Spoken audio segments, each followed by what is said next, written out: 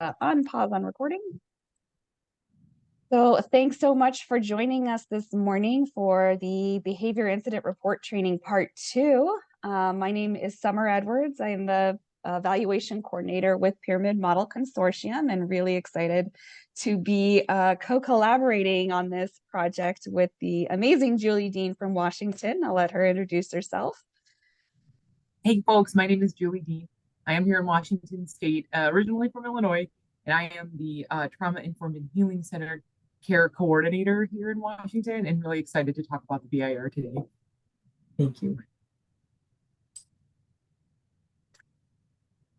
All right, so throughout this training today, it is a smaller group, which is kind of nice. It's going to lend itself to a lot of really great conversation and opportunity to ask questions. So we really want to encourage you to engage with us today.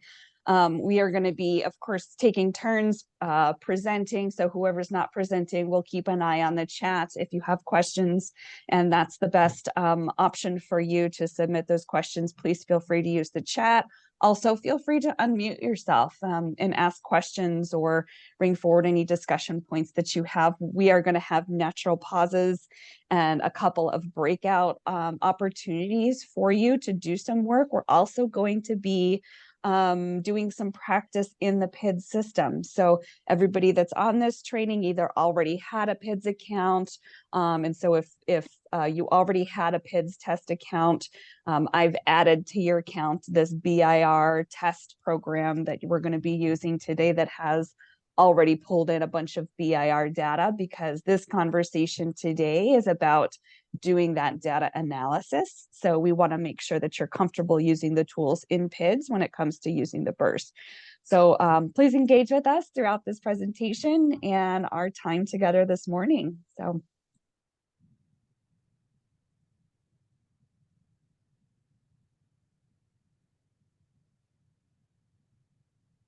All right, so for the agenda today, we are going to be first talking a little bit about trauma-informed care and why this is important when we are addressing behavior incident report trainings. They really do go hand in hand with really any discussions around data and data analysis. It's really important when implementing this tool and getting to that space where you're having conversations and dialogue about behavior incident reporting, that you're creating and cultivating environments for open sharing, open dialogue, different learning styles. So we want to really kind of bring in these trauma-informed principles so that the data collection and analysis is a positive experience and something that is really kind of we're looking to level the playing field here. A lot of times folks are not comfortable talking about data for a variety of different reasons. And so we want to just make sure that we're really incorporating in those principles into this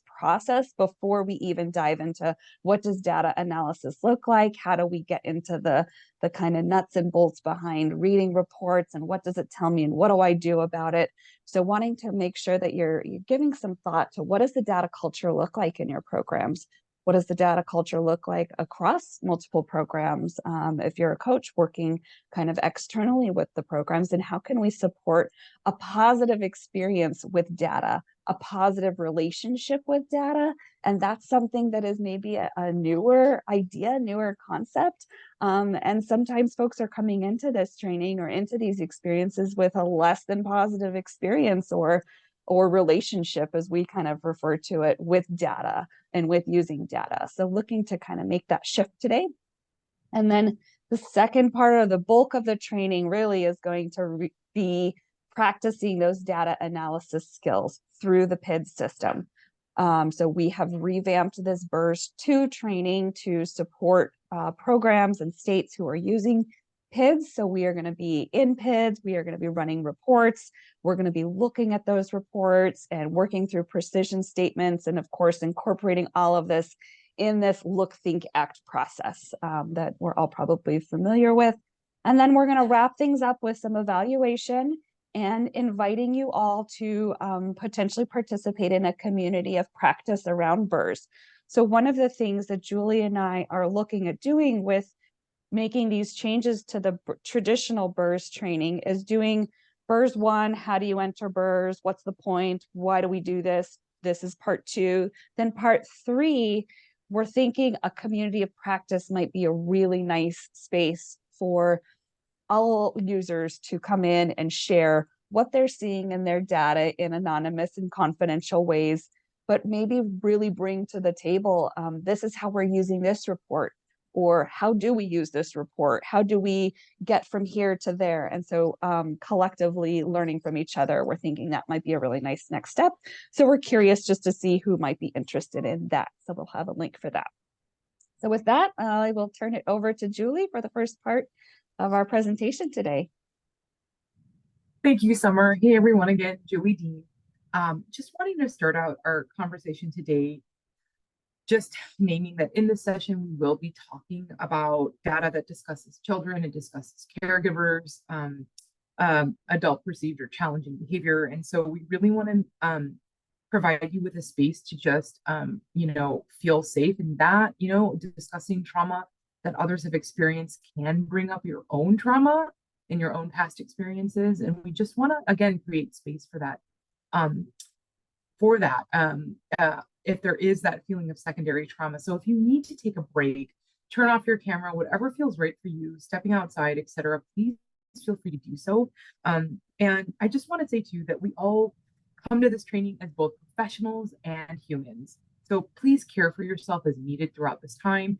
We are going to talk just briefly about the 6 key principles of trauma-informed care. And one of those principles is peer support and the healing kind of centered approach. So really providing space for us to just support each other. I think that that's really important. And so thank you again for just being here, and do whatever you need to do to remain relaxed, safe, and healthy, because again, we are going to be talking about challenging behaviors and data.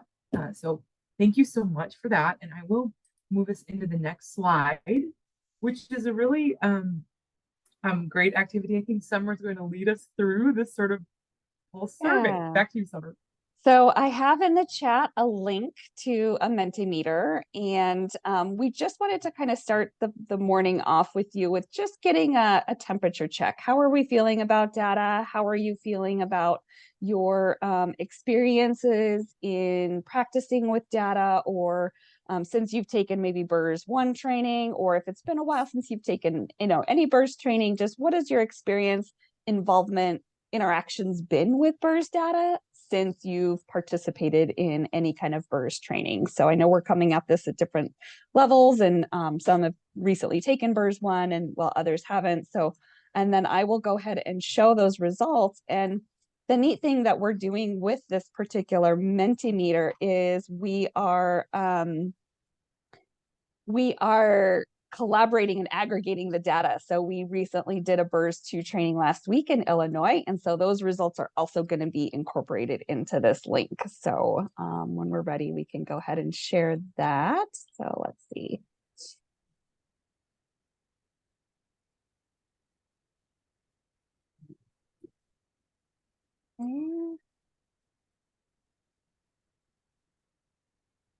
So the first question is, how much have you interacted with BIRS data since taking BIR 1? And so we have the results up here. I believe this has refreshed. I don't know, Julie, if you want to check and make sure the results look the same on yours, or if I should hit the refresh button. But so just trying to get a sense of where we're at, and this is all perfectly fine. Yeah, this is all perfectly fine. That maybe we're seeing majority of our participants are, haven't had the chance to either log into PIDS and explore test data, or haven't participated in discussions around BIRS training in a minute, and that's okay. We're gonna talk through that and support you through that.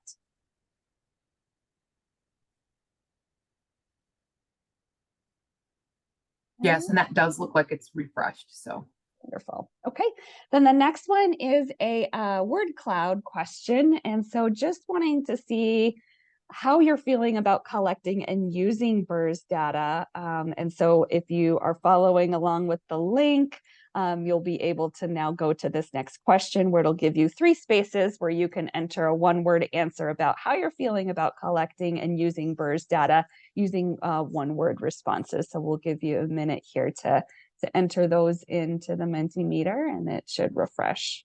on the screen.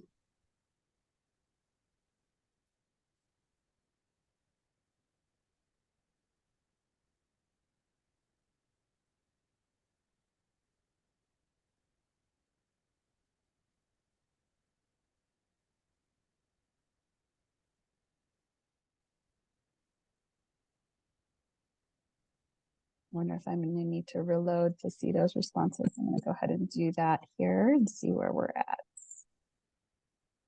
And there we go. So unsure, which is perfectly a fine space to be in and completely understandable. We often head into this conversation. Yeah, Michelle, are you having an issue with I'm not seeing it. Okay, let's see Me if we either. can. Me either. Okay. It takes us back to the first question, says the second question hasn't been loaded on my screen. Let's see if I. Loaded. I don't know. Okay, well, we won't tinker around with this too much. And in fact, if you want to just, I'll go ahead and stop share. Why don't you just, we'll see if we can come back to that later, but I don't want to waste time with that. But maybe just put an emoji in the chat and let us know how you're feeling about using data as it relates to BIRs. Just we want to get a sense of where everybody's comfort level is at in this conversation today. Looks like we have a couple more.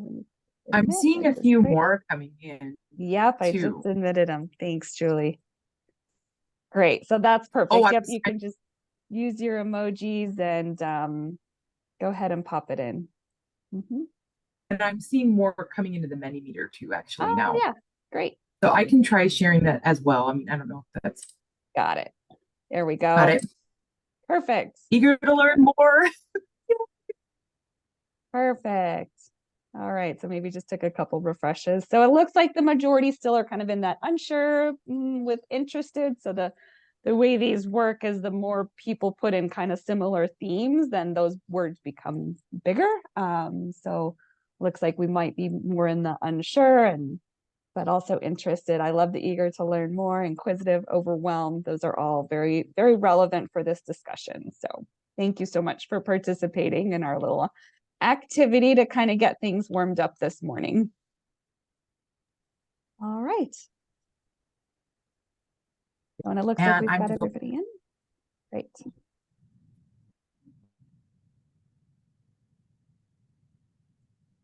Okay, so we're just going to kind of talk briefly about our intentions and our goal today. It is really our hope and our goal that by the end of the day, you're going to feel more comfortable, just confident and empowered to use data. And it's really important that we relay the message that data is and about everyone. This training is about welcoming you to the conversation about data today. And I'll yield to Summer too, because I think this is really a strong kind of point of conversation around the use of data is not about the use of advanced statistics or other potentially intimidating or unnecessary concepts. Summer, I will yield to you on this because you speak so passionately about it. Thank you. Yeah, I think it's really important, as I kind of mentioned in the beginning, before really diving into the core pieces of talking about data, that we are leveling the playing field and really recognizing that data is a conversation that everybody has. Everybody uses data in their own personal lives, whether it's something you think about in terms of using data or not, but it is something that we want to make normal. We want to normalize this conversation about data and really make it something that is not intimidating or scary or that you need some advanced statistics degree to be able to do. There really is no wrong way of doing data, as we say, as long as we're having conversations about the information we're collecting and we're sharing it in ways that are meaningful. And so PIDS really provides us with a wonderful tool to generate really lovely reports very easily and take those to our meetings and take those to our families, take those to our communities and have conversations about it. So I think it's really neat to use the example of, planning for a family vacation. So this is an example where we're using data in our normal day-to-day lives. You're planning for a family vacation, you're going to collect a lot of data for that. You're going to look at You want to go somewhere warm and somewhere that's by water, great. So there's a lot of options there. You're going to look at flights, you're going to look at calendars, your kids' school calendars, work calendars. You're going to collect all that data. Maybe you're going to have discussions with your family members and what worked well for you last family vacation, what didn't work well for you. And you're going to take all of those data points or pieces of information into consideration when planning your next family vacation. And by doing a really thorough, broad assessment of all of that information, lends itself to having a more successful family vacation. So you don't end up with the teenager who's cranky and stuck in their room the whole time and feeling like this activity is not for me. I'm too old for this, or I'm too young for this type of experience. That you're more likely to have a positive experience for everybody when you take the time to gather all of the information. And PIDS is one piece of that. The data that's collected in PIDS is just one piece of what we kind of consider to be this kaleidoscope of colors, right? You want to take into consideration the family's experience at home, the teacher's experience in the classroom, program directors, and really anybody that is involved and experiencing perhaps challenging behavior want to take those opinions and thoughts and experiences into consideration when evaluating data. So it's just one piece. So I think in thinking about it that way, when you're looking at a graph, for example, I think it's helpful to know that this one graph is not going to tell you definitively black and white what the answer is. What's going on with this child? What's going on in this classroom? It's one piece of the puzzle.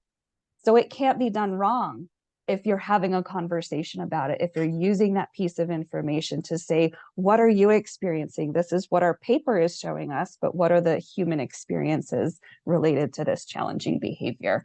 Marlene, I see you have your hand up, so I'll pause for a moment. Oh, thank you, Summer. I just wondering when we're together today, if we're going to address the idea that if you are already using BIRS, but you're using it through how you learn to do it on NCPMI with an Excel sheet, how simple it is or how involved it is to switch over to PIDS. Because I do have people who are using BIRS in the Excel form and they love it, but I don't know the differences of what they can get from it if they go to PIDS and how hard that translation would be in terms of time for them. So Yes. if there's a chance before the day's up, if that's something to address, I would love that. Yes, absolutely. And I think what you'll see in today's presentation too is a lot of what does it look like in PIDS so that you can have those conversations with, and I will keep that in mind when we're walking through some of the scenarios to point out areas that are different than the NCPMI. And then also if we have time to talk about, there is an upload feature now for BIRS data that programs can leverage to bring in the data that they've already collected and import that. So we've tried to make that as easy as possible. So thank you for bringing that up, Marlene. Yep. I will turn it back over to Julie for the next piece. Excellent. Thank you so much.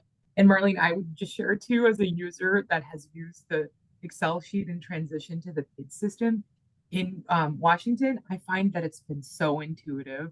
And I think it's reduced my data input and analysis time significantly. So I'm a huge fan and excited you're here. I'm so excited to talk about the Slide with Summer partnership. And I think we're gonna have a fun opportunity to name who's on the screen. But really wanting to just ground us in this conversation around thinking about data as humans, that data represents and reflects human experiences.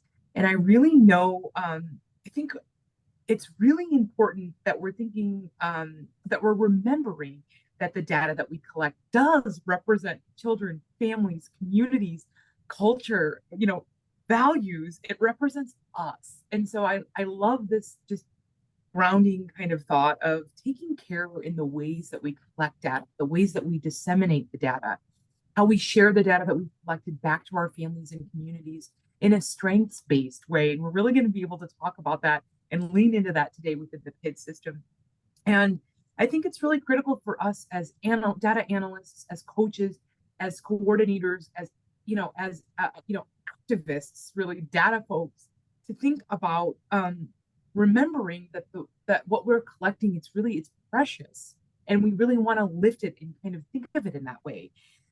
In this conversation, there's a research kind of movement from it's called Data as Humans, and this theory, this conversation of integration of technology and humans really generates an interesting perspective that data is not just something that is apart or alienated from our individual human experiences, but it's a part of our human experience. And so it's not something that we can think of that's non-human, but it reflects our innate human experience, as I've said. And I just want to highlight that there's some really important folks on the screen, and all of these folks have generated data.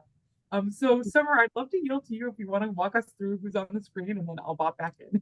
Thank you. Yeah, absolutely. So I think it's just kind of a fun, again, level setting that playing field, talking about the little ones in our life and even ourselves. So the top left-hand corner, that little cutie in the black and white that's jumping with her braid, that is my niece, my 3-year-old niece, Aurora.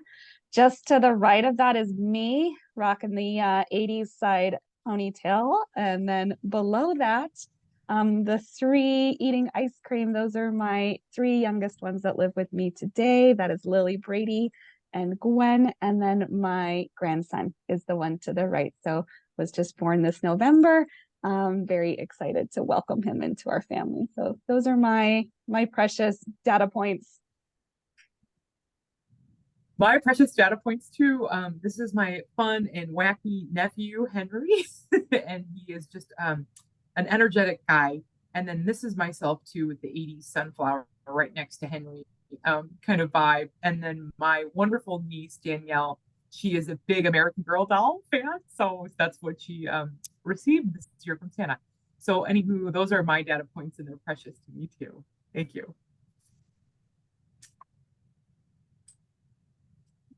So we are going to just kind of briefly talk about the kind of key pillars of trauma-informed care as we think about it in relation to data collection and analysis. And so you might be thinking, okay, well, firstly, what is trauma-informed care? So an easy way to remember trauma-informed care is to think about it as the 4 R's. So we think about realizing, recognizing, responding, and resisting re-traumatization. So a definition that kind of is sort of the origin of trauma-informed care comes from SAMHSA, which is the Substance Abuse and Mental Health Services Administration. And they talk about trauma as an event, a series of events, or a set of circumstances that can be experienced by an individual as physically or emotionally harmful or life-threatening. And so, we really want to think about how this concept of trauma-informed care directly connects to data analysis, data dissemination, and the BIR. And so what we're going to do is just kind of go through each of these different principles of trauma-informed care. So the first principle is safety. We know that trauma can bring about feelings of powerlessness. So we really want to think about facilitating healing and creating spaces that minimize power imbalances, avoiding re-traumatization, and responding to trauma by adopting a healing-centered approach. And I would argue, and I think that this is a strong argument, I hope, that data collection and data-based decision-making is truly trauma-informed, because we're creating spaces that can cultivate safety through information, through data, through conversation. And so we think about, how do we integrate the conversation around safety when we're collecting and analyzing data, especially when we're talking about our precious data points, our families, our programs. And I think one of the connections I make is thinking about our leadership team. So like providing our program-wide leadership team members, including those community partners, with data that is really relevant around their programs. This is a way that we can minimize some of those power imbalances and cultivate that feeling of safety. The next key principle of trauma-informed care is trustworthiness and transparency. So to be trustworthy, we need to do what we say what we do, and acknowledge and address any issues that may arise while we're providing services and engaging in data analysis, discussion, dissemination, etc. We know that trust takes time to build, and it involves actively participating in a give and take relationship. So I really just love this idea that being transparent, being clear is kind is what Summer has been saying, Brene Brown, that we really love this idea of data analysis and transparency really kind of are so interlinked, right? And so discussions about who we're collecting the data on, why we're collecting the data on those folks, and really bringing our community partners, our families, our children into the conversation. We're thinking about this conversation related to nothing about us with us. So how can we really lay the groundwork on that kind of core principle and value as we begin talking about the BIR, collecting the BIR? Maybe we're already collecting BIRs, Marlene, right? So like really cultivating that, which I think is really an important kind of point of this conversation. So using things like coaching log, assessment tools to better assess and identify practices in real time can also kind of build trust. And also talking about the BIR and engaging in this equity alert process is also a really important way to build trustworthiness and transparency.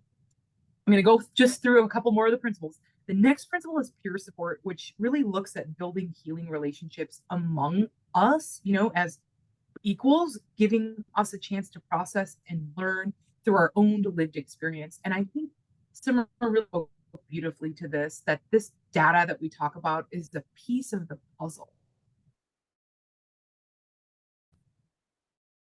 So engaging in conversation, peer support to reduce the impact of secondary traumatic, stress is really important. We are talking about challenging behavior. We are talking about potentially trauma in our programs, in our classrooms, when we look at and discuss and analyze BIRs. And so I think it's so critical that we are really intentional about creating a space where we can lift and highlight peer support. And so from that, I think that the next key principle really leans into collaboration and mutuality. And so this idea of collaboration is very clear, right? It means that two or more people are working together to create or achieve goals. And we can do this through data-based decision making. I like to lean into one of the tools, actually, it's also in PIDS, right? Is action planning and using shared action planning to help support this collaboration and mutuality kind of concept.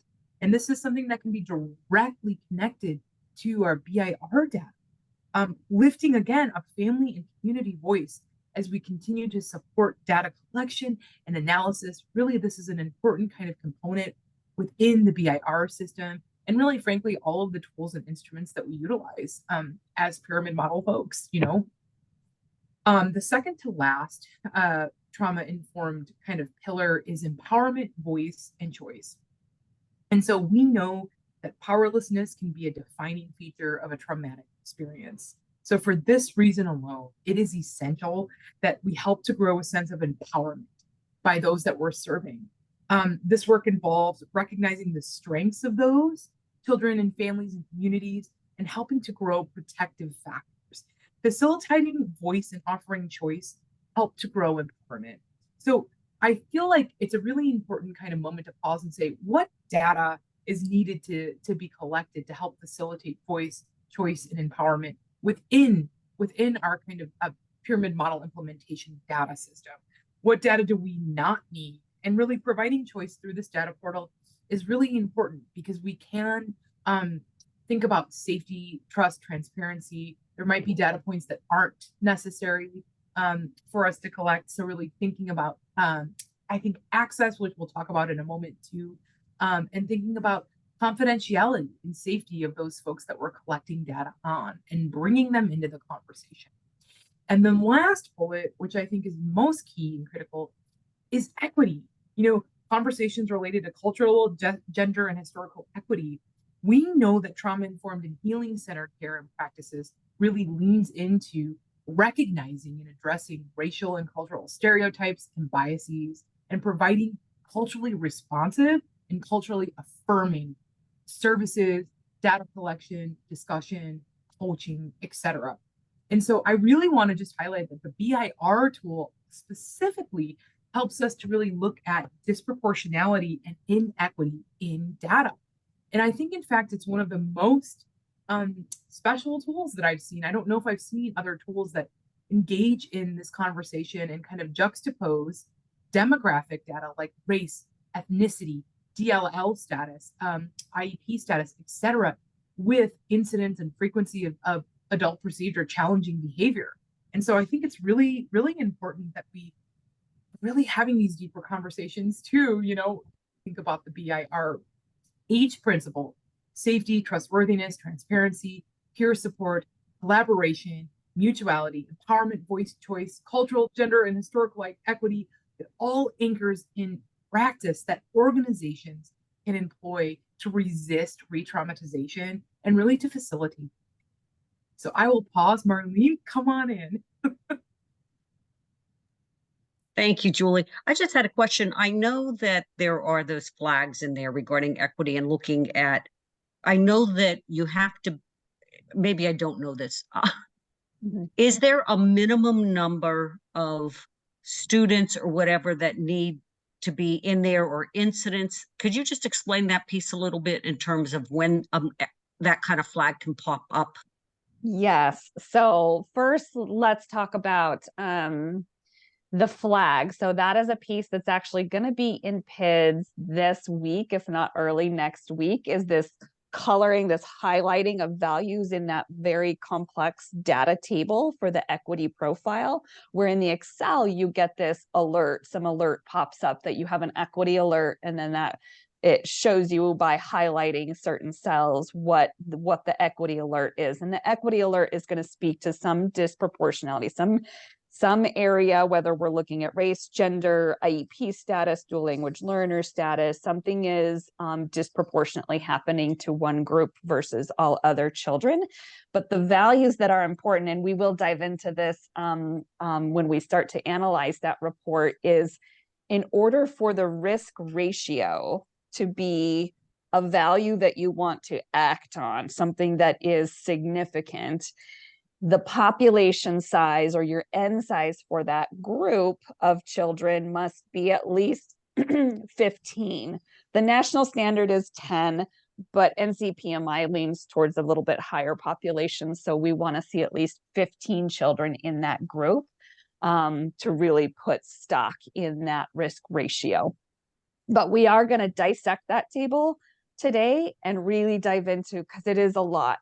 It's a lot of information. It can be one of the most overwhelming and intimidating reports in the PID system. So we're going to make sure you leave today with a really good understanding of what those values mean and when it's important to really kind of take note that this is something we want to take action on. But I think, again, too, we're also going to look at that table in terms of use it for conversation. Right? Maybe there isn't a value highlighted, but it's still, let's look at who's having BIRs, and it will show you, well, there's only 3 children that are categorized in this demographic group, but one of those children is accounting for 20 BIRs, right? That may not be highlighted, but that's certainly something that we want to dig deeper into and have conversation about as we think about providing some of those tertiary or secondary supports to children. Great question. Thank you. Yeah. Thanks. Arlene, thanks, Summer. And I think too, this really does connect with that concept too, as we're thinking about disproportionality. We want to just highlight this conversation related to inclusion and access. So I invite you to take just a moment to share with us, what do you see? What feelings come up for you when you look at this photo on the slide deck around, getting to the top or getting to the bottom of this specific space and place? Like, what does anything come up for you here? I'd love to just welcome folks to kind of share your thoughts.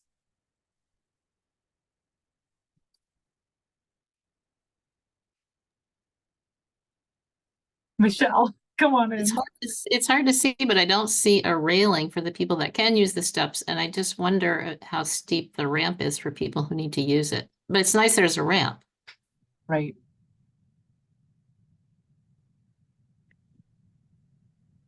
Also, those kind of steps are just the worst. I once turned my ankle, those kind of steps where they kind of fade.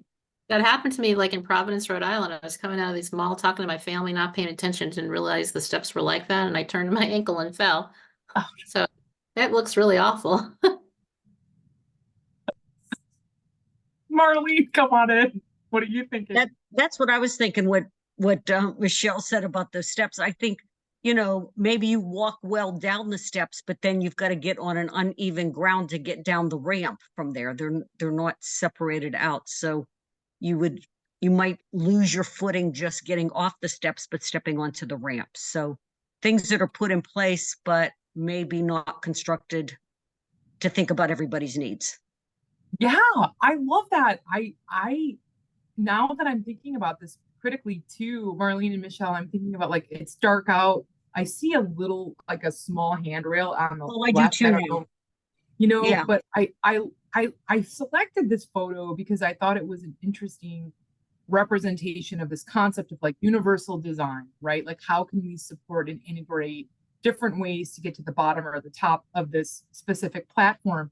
But I think it's such an interesting concept that within that there could potentially be room for error, right? And like how can we really be intentional? Like I think this adds just another beautiful layer to the conversation. Michelle, you're talking about like, well, I've had those steps before and they're actually very treacherous. And so really being thoughtful and thinking about universal design and inclusion and access and transferring that conversation into this deeper discussion around data, which can be very, frankly, can be very scary. It can be very intimidating. And so we really wanted to take a moment to talk about intentionality and inclusion and access. And that data equity is a part of that concept that we should be thinking about, that not just us, all folks should be thinking about equity and its relationship with data. And how can we be more equitable when we think about data? The practices and the principles of data that can guide our work, especially when it's data related to humans, to our human experience. We know that equity is not just an end goal, but it's a framing for all data from the beginning to the end. It's both an outcome and a process. The conversation becomes the implementation. And I feel like that's an important part of data that I'm just kind of learning about now, like this organic kind of relationship that data equity, it's a growing movement for more responsible data work. And so I really just love this conversation and highlighting, and I won't go too deeply into it, but thinking about responsibility and data governance. I mean, Summer and I are deeply into some research and conversation around data governance as it relates to our partnerships with tribal sovereign nations, thinking about ownership of data, thinking about control of that data, possession, right, and access. And so I think just in this slide and in this conversation, I'm just so excited to be here with you and to think critically too, keeping in our minds like that data science and analysis is a form of power, and we should name that, right? Like data can be used to expose injustice, it can be used to improve outcomes, it can be used to topple governments. Like there are so many ways that we can utilize data. It can be used to discriminate, to police, to surveil. And so I really love this concept of thinking about considering data analysis by whom, data analysis for whom, and data analysis with whose interests in mind. And frankly, I just want to name this too, that I feel as an individual that identifies as a woman that the narratives around big data and data science have been overwhelmingly white and male. And so I think that there is just that conversation that we can say, how are we thinking about data equity in a way that can support our own individual experiences? So I hope that you feel comfortable and safe to kind of mean that. I certainly feel safe today to share that with you and just really love the conversation here. So I'll pause if folks have any other thoughts.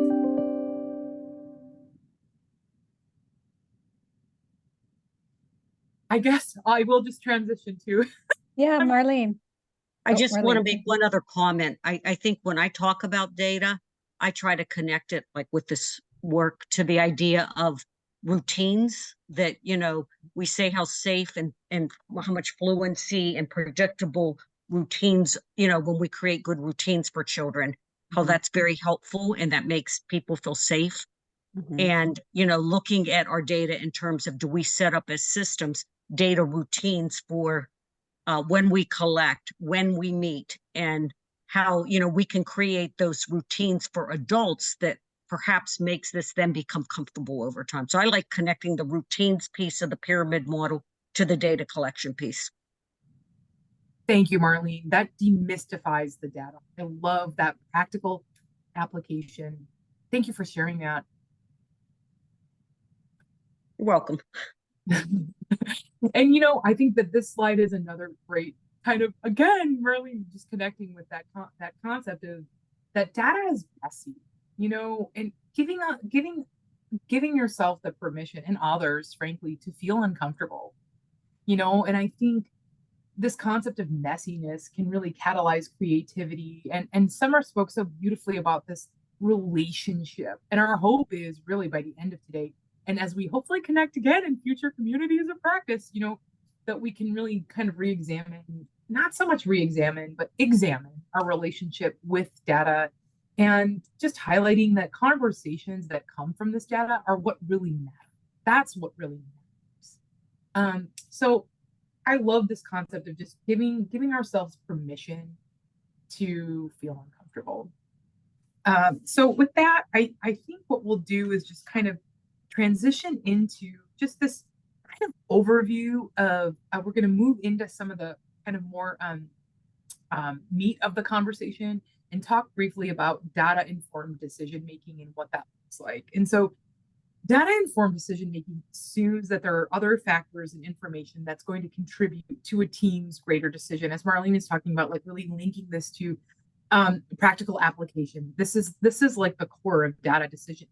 So we're gathering our data, we're analyzing this, and kind of developing plans of.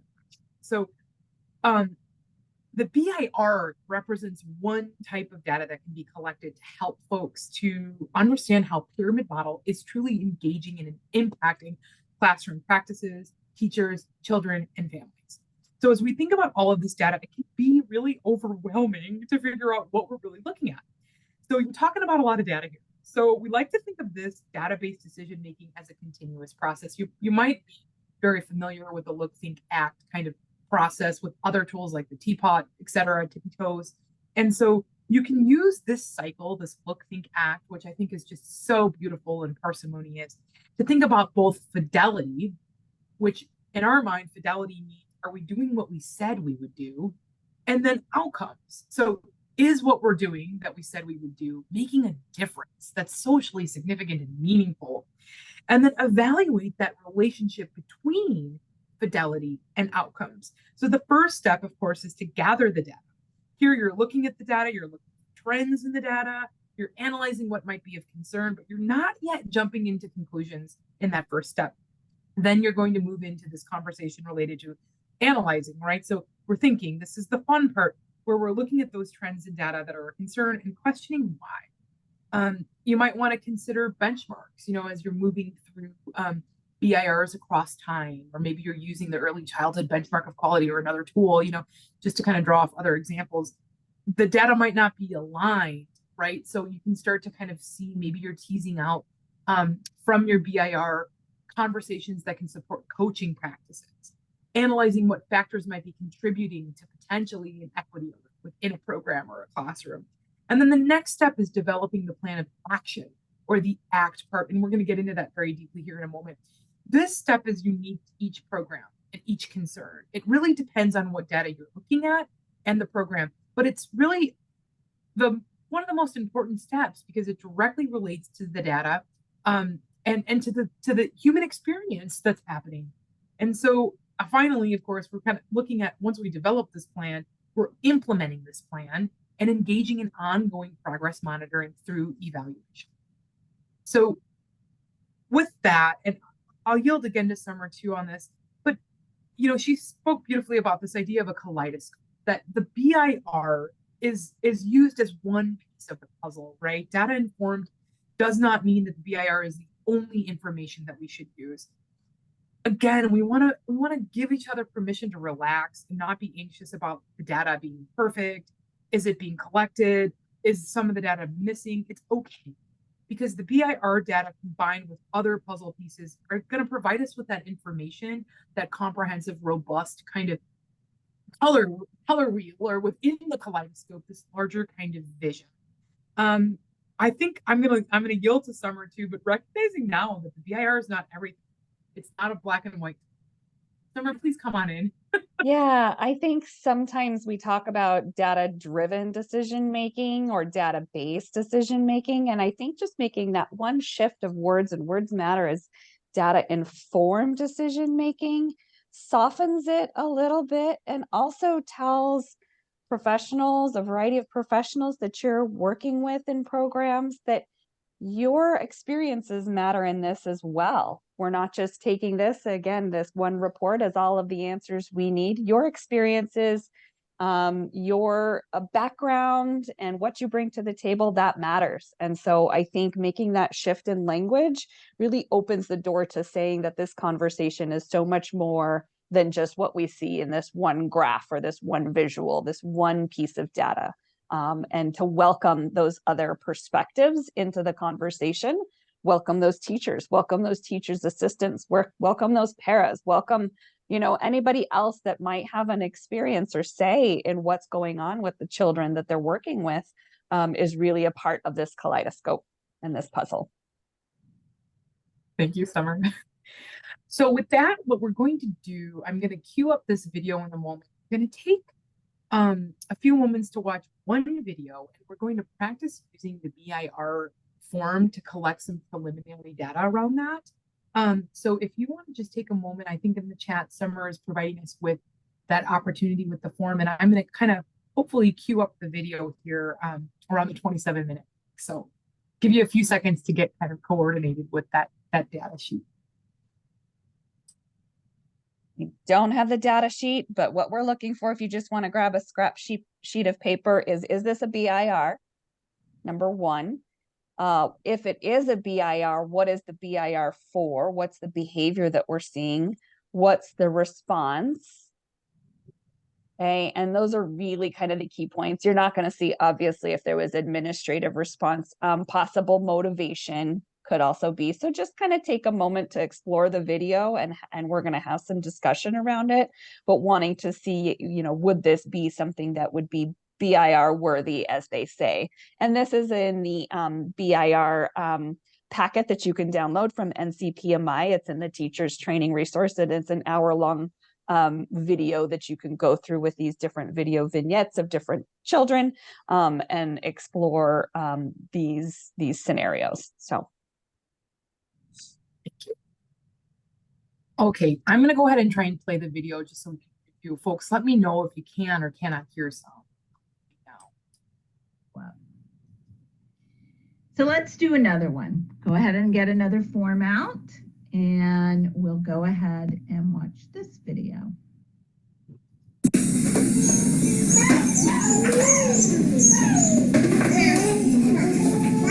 Thank you.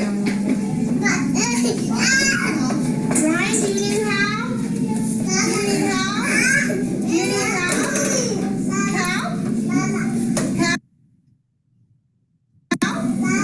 Let's put our shirt back on, okay?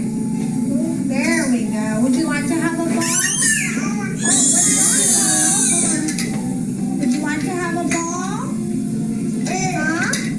What would you like? You want me to have? Oh, what? Oh, nice hug. Nice hug. Oh, so sweet. So sweet. All right, go ahead and decide if you need to complete a form.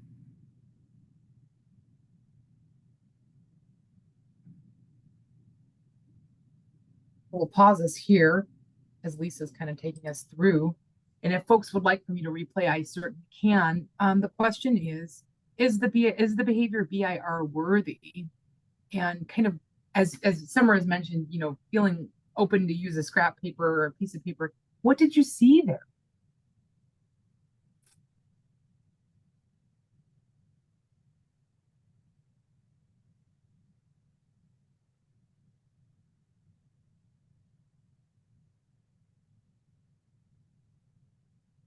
Each time I see the video, I think I see something different each time, and it's such an interesting video. I think there's a lot going on with this one child in this one little 60-second clip. But yeah, is this something that we would expect to see a behavior incident report on? What do you think?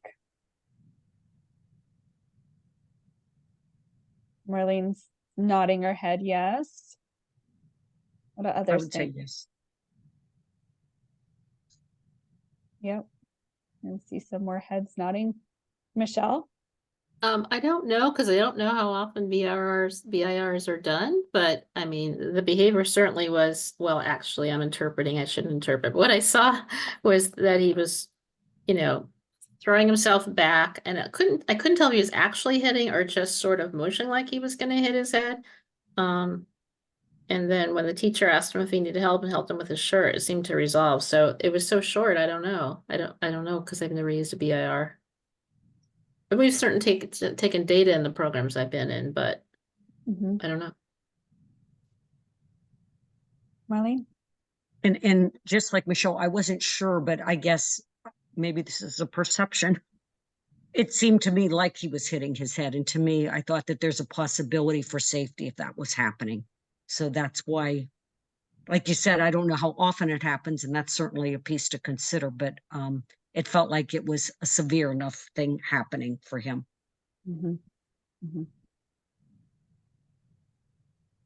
Yeah, so I think in the scenarios that Lisa Fox walks through in this, that it's determined that it would be a behavior incident report for self-injurious behavior, because it does appear that he was how well he was actually connecting with his head, but could be a safety issue. So we can see where the activity was, that it was during indoor play activity where he was on a beanbag and had some toys in front of him. Curious what others thought. In the scenario, they talk about the possible motivation might be to gain adult attention, comfort, because the teacher came over and comforted him. But I'm curious what you all saw in the clip and what you would consider maybe as possible motivation for what was going on with this young man.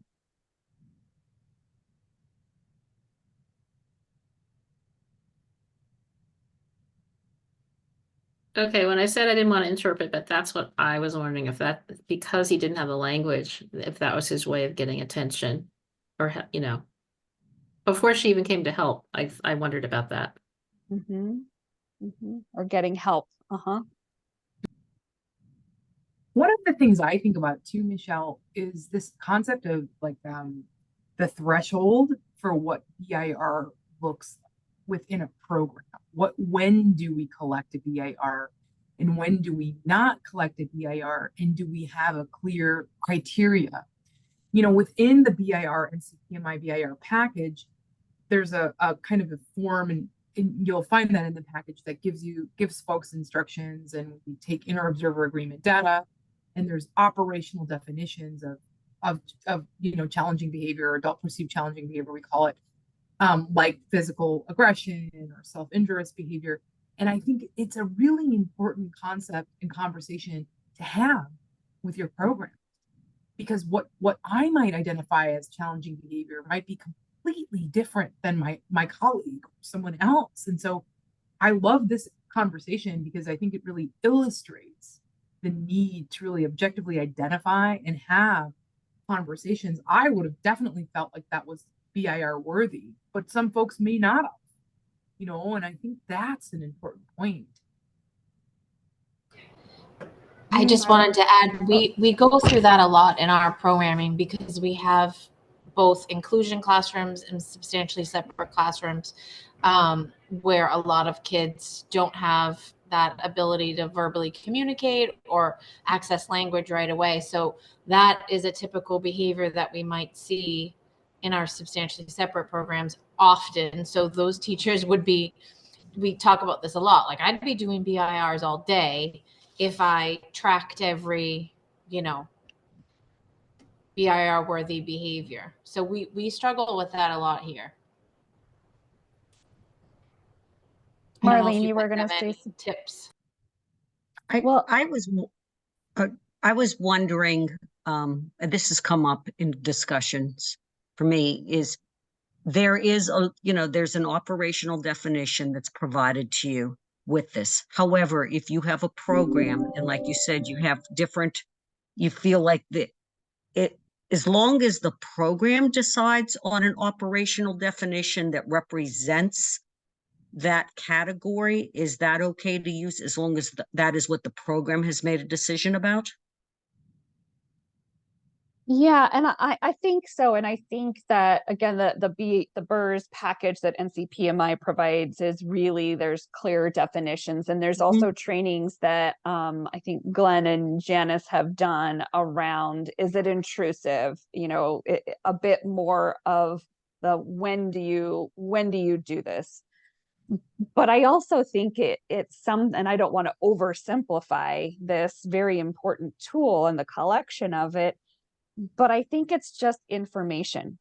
I think if we see it as just a piece of information, it's not this, even as it BIR worthy, kind of speaks to, I don't know, it gives it a sense that like we're doing something almost that's portrayed as like negative for the child, right? And I think that is a harmful and not helpful thought, that what we're doing is we're collecting information. And if we kind of view it in this neutral space of, I'm not saying this, that anything negative was necessarily going on, maybe I'm not even sure, but if what we're doing is we're just collecting that information, then it just gives us something to look at for, are we going to be able to see a pattern where we're looking at additional supports or providing a behavior support plan or going to that next level? Or maybe we're looking at it in terms of a coaching perspective. Maybe we need to include some additional environmental support, some visual support, so that this one thing that we saw, we have a conversation about it, and we can look at it from a preventative standpoint and say, well, by doing this would have been avoided. And so it doesn't necessarily have to be this conversation of somebody doing something wrong, I think. And I think sometimes we think about BIRS as this negative thing. I don't know if that resonates with anybody, but yeah, Marlene. So I mean, also, I think that point of just what you said, Summer, that it's just what we saw. We're not, to start it, it's what we saw. It's not the interpretation of what it means. You have to know what you saw, and then that perception comes later in that form, but it's making that decision about whether or not how it looked is something that you've made a decision to collect it for. Yeah. Instead of like he's doing attention seeking stuff. That's not the purpose. The purpose is to collect it on the behavior, and then you have the opportunity to make your best guess, your best perception about why you think it might be happening. I love that you say that, Marlene. I just really resonate with that, because I feel like it's like there's so many other possible extraneous variables that could be impacting or influencing. We don't know. This is a tiny snapshot in time, and so it can be challenging to create a possible motivation or hypotheses when we really don't have that context. But even if we have that context, I think that it is really important to go beyond just that label, right? How can we really think about demonstrating what is the function of that BIR? We learned that when provided with modeling or supports to sign or request for help, that provided that child with an opportunity to access that help, and really it was a beautiful moment between the child and the teacher. So how can we lean into that? I don't mean to take too much time away from the deeper discussion, but I think this is so powerful, and I love this video because I think it really catalyzes this kind of conversation. And just to kind of circle back to your question and your thoughts specifically about your program, there are other clips in this 1 hour long training that we're just showing you a piece of, where it does kind of set up a scenario where there's a child out on the playground, and what you would see if you were just isolating it and looking at it in this one clip, you probably wouldn't do a BIR, but they kind of preface it that this is something that is consistently happening, or and so then it's rising to the level of, now it's something we need to we need to take note of, we need to document, and maybe it's not in the behavior support plan yet, but maybe it's something that's emerging that we can kind of get ahead of. And so by, I think, encouraging more folks to just do if you have a thought like, should I do a BIR? Probably the answer is, let's just do it. Let's just do it and collect the data and get the information in there. And the other thing that I wanted to bring up too with this video that I saw this time around was that the comfort that he sought from the teacher, I think also related to an auditory stimulus, that there was another child screaming and he kind of looked in that direction and almost seemed a little fearful of that scream. And then immediately kind of, jumped into the teacher's arms for comfort. And I think, gosh, that's information there too, that if we're able to capture that, now we know something more about this child and what might be really upsetting for him and might really promote a really serious self-injurious behavior episode. Thinking about these auditory triggers that might be happening for him.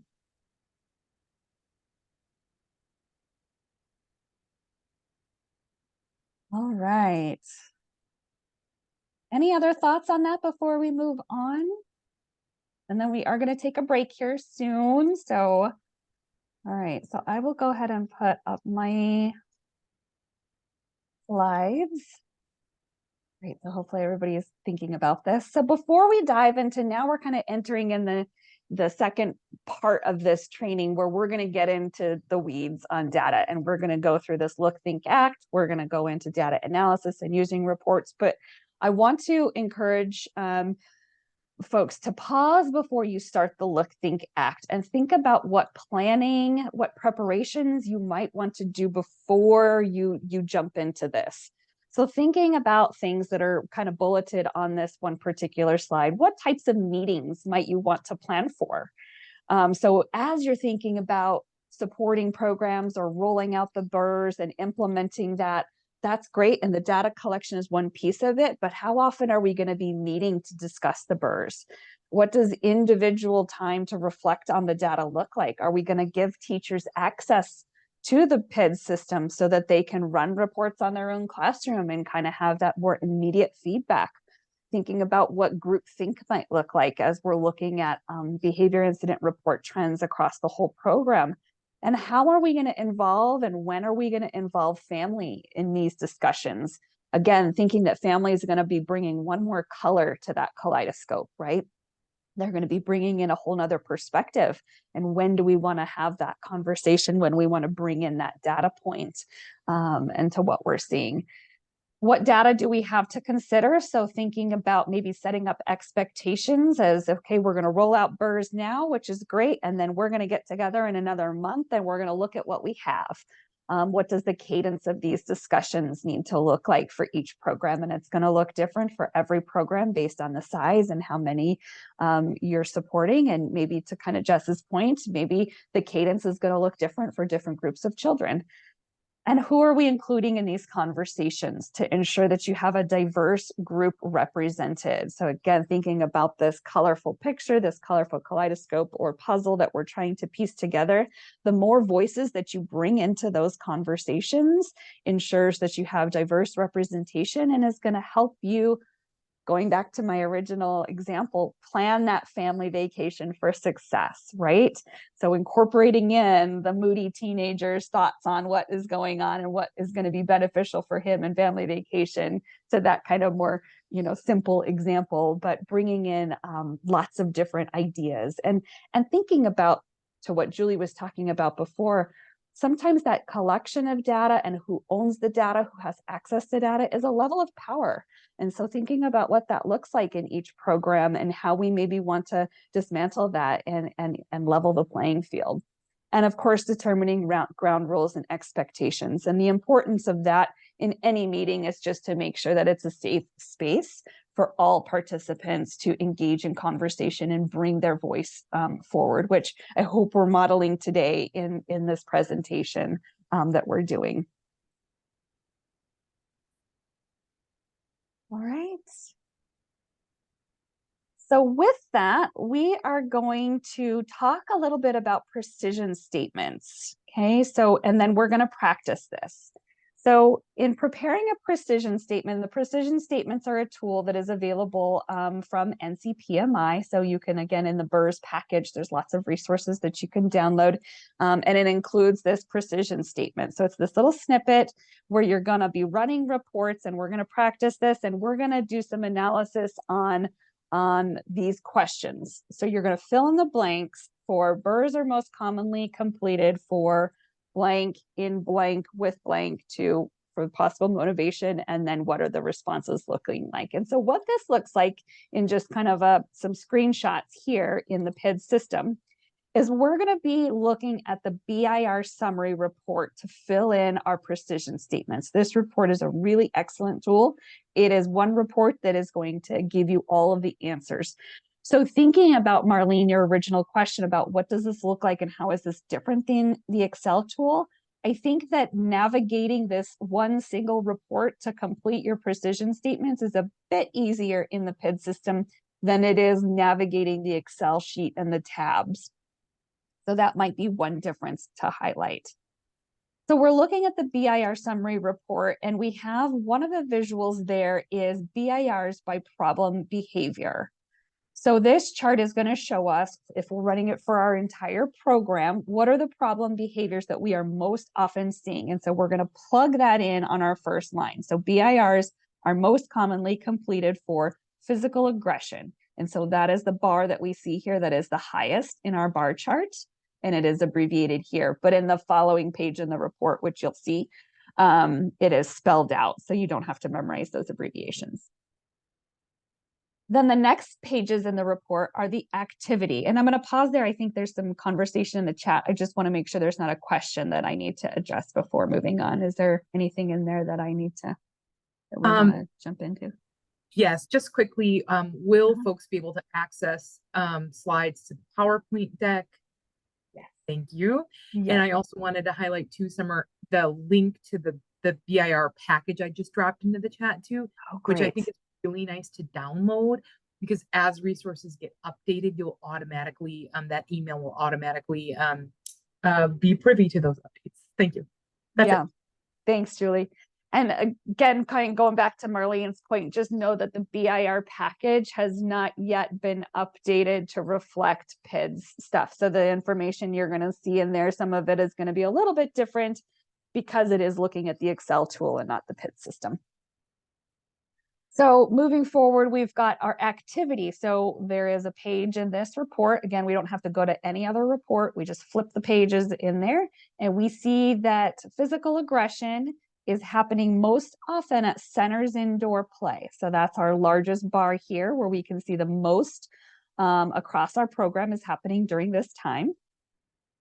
The third piece is others involved. So in the same report, we're flipping the pages 2 pages forward, and we get to this section where who's involved in the behaviors that we're seeing the most often. So we're seeing peers is the first one, and teachers. They're both kind of pretty high, and so I included them both in the precision statement. You could certainly just include peers, really kind of depends. So moving on then to the next slide, we have our first 3 fill in the blanks completed. We're seeing physical aggression at centers indoor play, and peers and teachers are involved most of the time. So the next piece is, what are we saying is the motivation, the possible motivation, this assessment of what do we think is causing this, the antecedent. And so the one that we see most often is avoid task. Okay, so we're kind of piecing together this story now. The next piece is, what are our strategy responses? Okay, so this strategy response, we can see that there are 2 bars that are really both kind of neck and neck as far as we're seeing a lot of both of these. So again, I included both, and this is all test data. This is all made up data. So, and those responses are to reteach, practice expected behaviors, and verbal reminders. Okay, so both of those are really high. So we're going to include both of those in our precision statement. And then the last piece is, what are we doing for admin follow-up? Okay, so again, in the same report, flip a couple pages, you have BIRs by admin follow-up chart, and we're looking at this high bar here, which is majority of our behavior incidences, and that is for non-applicable. So it doesn't seem like most of our BIRs are resulting in some need for an administrative follow-up. So this is an example of what a completed precision statement looks like.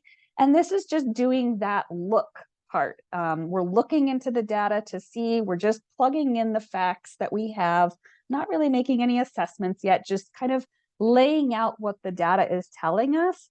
And then from there, we're going to do this think process, right? We're engaging in conversation, we're collecting other data points. But this is kind of the starting point, is using this precision statement. I do think it can be interesting to flip the precision statement. And this is an idea that Julie and I have just recently kind of been toying and playing with a little bit. And I think it's a really interesting way to take this data and flip it on its head and look at our BIR data from a strength-based approach. So the precision statement is certainly helpful in kind of giving us the story of what are we seeing, and then that helps us know what we want to drill down into. What do we want to explore further and further uncover the information and bring people into those conversations. But I also think that you can use BIRs in a very positive way by saying, where are we not seeing this information? So for physical aggression, maybe we're trying to figure out, that's our most frequent one. We're trying to figure out what things are we going to change? Where is this not happening? Where are we having a positive experience here? So you can kind of reverse this and say, what activities are we not seeing physical aggression in? And in that exact same report, you could look back on that bar chart and you could see, well, gosh, we're not seeing any physical aggression or really low amounts during this activity during our program time. And then you can start to ask more questions and get curious. Well, what is it about that particular activity that is maybe promoting children to not engage in physical aggression? Is there more physical activity? Are children allowed to move freely within the space? What does that look like? Or maybe it's a more low stimulus, a lot of, more quiet time. And so maybe that is promoting it. So it's just pieces of information you can start to learn to figure out, what are we going to do about this? How are we going to approach this from a preventative way? Then the second bullet point is, with whom are we not seeing physical aggression with? And maybe we can engage in some conversations of curiosity with those folks. Do you think you're not seeing physical aggression when you're working with these children?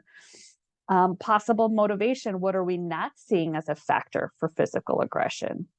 What responses are we not seeing as a result of physical aggression that maybe is something we want to try? So maybe the responses that we're seeing, maybe we're kind of getting enough data where we're like, well, this doesn't really seem to be maybe helping or maybe preventing. So maybe could we try a different response strategy to support children having physical aggression that maybe would promote that behavior happening less frequently? And then what admin responses have not been utilized that maybe are another tools in our toolbox that we can consider when addressing physical aggression. And one of those is maybe conversations with family. Maybe that's a step we need to kind of step into and say, this isn't rising to the level of major concern yet, but what can I learn from a family member or a caregiver or a parent or guardian that maybe is going to help us head this off in a way that's more preventative before we're thinking that things are maybe getting a bit into that severe realm. So Marlene, yeah, I see you have your hand up. Thank you so much. I just love this idea of reversing it this way. And, at least in places where, people are considering using PIDs or they're engaged in PIDs, like when you're doing trainings around challenging behaviors and functional assessment and PTRYC work, connecting this piece, because you talk so much about the most likely, least likely in the handouts that show that, and connecting how, that least likely means something's going right, that child's being successful. So I love the idea that if somebody's already engaged in this work and you're helping people in having conversations about challenging behaviors, to make those two connections, like bringing that right into the challenging behavior training discussions. Yeah. It also neutralizes this experience a lot, I think, for teachers, for practitioners who can feel sometimes very defensive in collecting this. What am I doing wrong in my classroom that we're seeing behavior incident reports? And it shifts that dialogue and really kind of neutralizes this, that it's not anybody doing anything wrong. This is information that we're going to use to support children, and also to support the adults supporting the children, right? That's that piece of it, that this information is going to tell leadership, it's going to tell our coaches how we can better support you as a professional in a classroom that's looking at 15 little people, right? And that's a lot to look at, and you have a lot to think about in a day-to-day. So having this kind of perspective is supportive of our professionals too, which I love. Can I just jump in really quick? Yeah.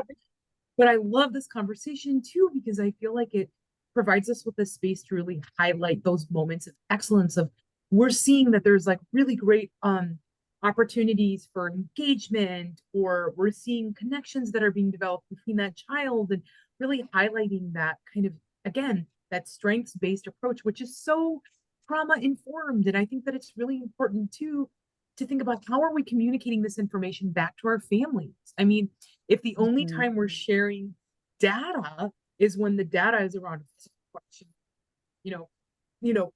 non-compliance, or, whatever it is, like some specific challenging behavior, it's really hard. It's really challenging for us as adults to build those relationships with families and communities. Wouldn't it be lovely if we could collect data on happiness and smiles and giggles and approach, and how many times the child is going to the teacher, and engaging, or waving, etc. And so I think that this is such a cool opportunity to think about, how can we shift this conversation and really think about alternative replacement behaviors and strategies and reinforcement, and how valuable reinforcement is. And I just love this. I love this idea.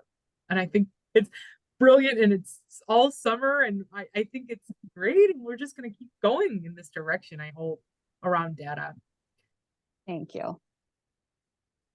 So we're going to take a minute to practice in groups, and we'll also take a minute to make sure you have a break here as well. But we are a small group, but I think what we're going to do is we're going to do 2 breakout groups. I put in the chat the link to the test site, so to the PIDS test site. And what I'd like you to do in your groups, and Julie and I will, since there's 2 of us, we can jump into those groups and support this process as well, is first identify somebody that's just going to jot some notes, doesn't have to be anything in detail, and somebody that's going to come back and share with the group. We're going to log into the PIDS test site, and you're going to select the BIR demo program. I think everybody today is from Massachusetts, so I think we maybe have a couple from Illinois. But either way, everybody has access to a BIR demo program as a data collector. We're going to navigate to the reports section of the home page. So the top right-hand corner of the home page, you're going to click on the reports. You're going to use that text to search and type in BIR, and then you're going to choose the BIR summary report. That is going to bring up your criteria. The criteria that you want to select is your date range. So use the date range, we're just going to look at a year's worth of data for our test program here for 2023. So starting in January to December. And then I'd like to encourage you to choose a filter. So play around with your criteria on the left-hand side, and then go through and work through a precision statement. If you want to kind of play with both precision statement options, great, but just let's do a little bit of analysis and conversation in your groups about what you're seeing in this data, and as it relates to completing this precision statement. So doing this look part of the look, think, act.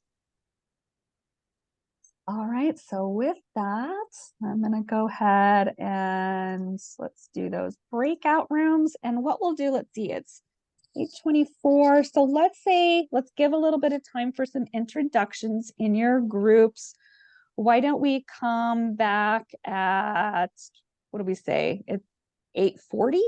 Does that feel? 8:40. It's 9:40, 10:40 your time in Massachusetts, right? Sorry, we have time zone games. Does that seem like a little bit? So we'll give a 5-minute break, and then we'll come back at 40 after. Sound good, everybody? Michelle? I just don't see, you said you put the PIDS link in the chat. I don't see it. Oh, looks like I just sent it to one person. Let me send it to everybody. Oh, There okay. you go. Okay, thank you. My pleasure. Yep. All right, so we'll come back at 40 after and give folks some time. So let's get those breakout groups going now.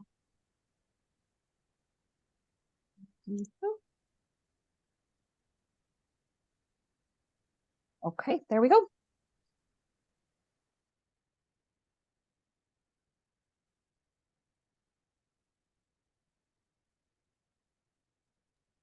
I'm going to quickly step away and then I'm going to join the breakout. And we'll Yep, break out. I am too. Thanks.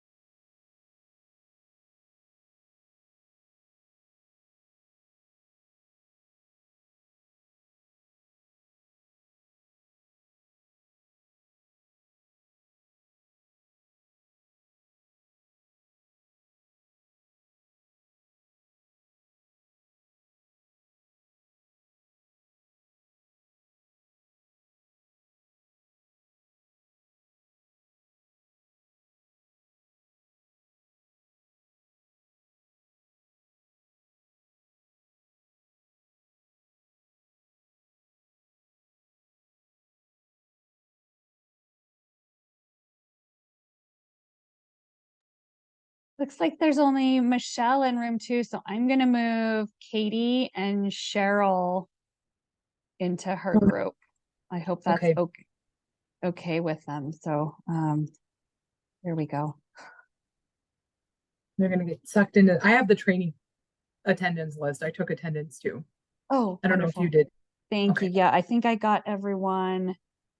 I think we're missing 2 people that were signed up. Oh, okay.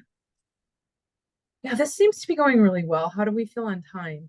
I love it. I think we're doing great. Oh, I should probably. And then the specific day and then time. So like perhaps on Thursdays specifically, we're seeing across this like month sampling.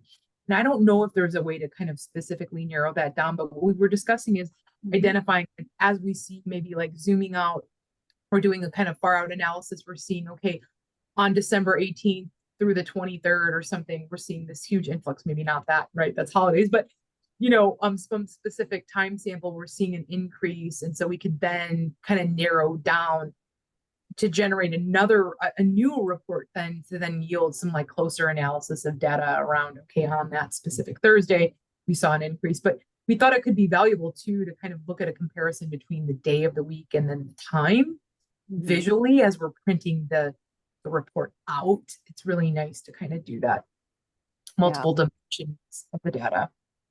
Yep. Yep, I think it just really goes kind of back to our point that there's really no wrong way of doing data. And I really want to empower everyone to kind of feel that as you're leaving this training today and going out and do this in practice, that it's, doing this exactly what we're doing is doing data right. It's having that conversation and what do we see? What do we not know about this? And PIDS is such an easy to use tool to kind of drill down and ask more questions. So. Okay, so if we are ready, if there's nothing else, I don't want to cut off conversation. So if there's nothing else, we'll go ahead and move on to the next piece of our presentation, which is looking at the equity profile report. Now, there's certainly other BIR reports, and I did a recorded webinar on this, and it'll introduce you to each of those. So that's a resource that you have available, because we're not going to have the time today to dive in deep into each of the tools, but I think we're going to highlight the ones that are really, really powerful. So the one we just looked at, the BIR summary, is an excellent tool. This one is another tool that we want to spend some time today talking through. And this was where Marlene kind of started our presentation early this morning in talking about what do these values mean? What are the numbers that I need to pay attention to when I'm looking at this very complex table of statistics, which can be very overwhelming for users. It's overwhelming for me. So I think it's very normal that this is not a very it's informative, it's not very friendly, and it is an excellent tool, and that is not a dig on the creators of this, this is a brilliant tool. But I think it's important to take the time today to dissect this a bit and talk about what do these numbers mean? When do I need to pay attention to certain values? And we're going to practice this. So this report is going to tell you specifically to what extent are children in certain demographic groups experiencing either behavior incident reports, or it's also going to be able to tell you what child demographic groups are at risk for exclusionary discipline actions, such as in-school suspensions, out-of-school suspensions, or dismissals. And so the demographic groups that we can do this by are the ways that we, when you create a child profile on PIDS, the race, the gender, ethnicity of the child. Are they a dual language learner? Are they a child with an IEP? So those are the main ways that we can select. We want to see the data by this particular category of demographics.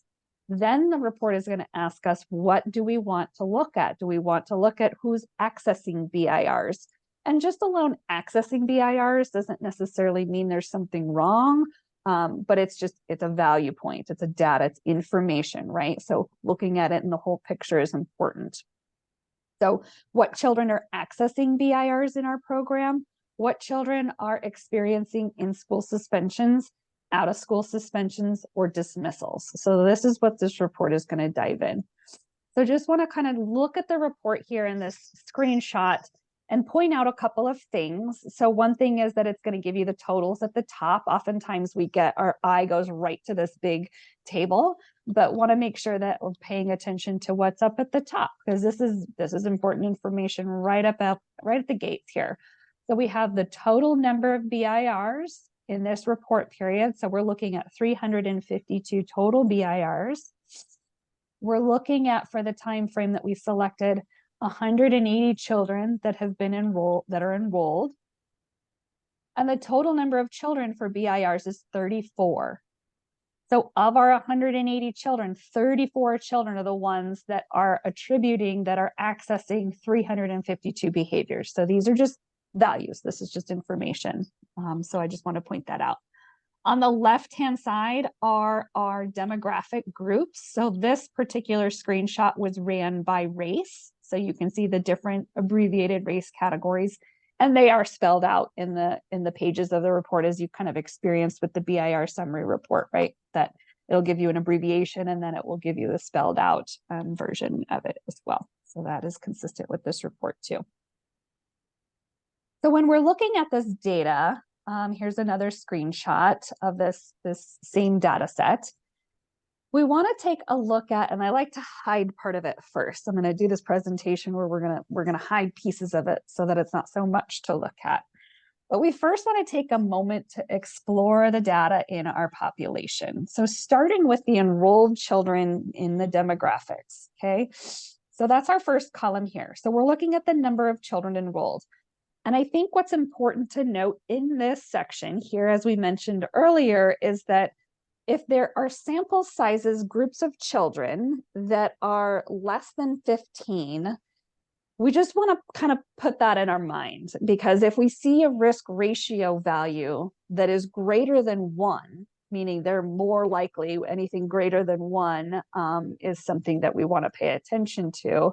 Those risk ratios are very sensitive to the size of the population, okay? So we want to just take note of what our sample sizes are. It's just one piece of kind of where we're starting with this report. So we're discussing this, looking at it as a team, and just getting that general makeup. So then we want to see who's accessing BIRs, in school suspensions, out of school suspensions, or dismissals, depending on how we have chose to run this report. Okay, and so then we're looking at the second column, number of children in the group with, in this case, we're looking at BIRs, so access to BIRs. But if we were running this by suspensions, then this would be number of children in the group with an in-school suspension or out-of-school suspension.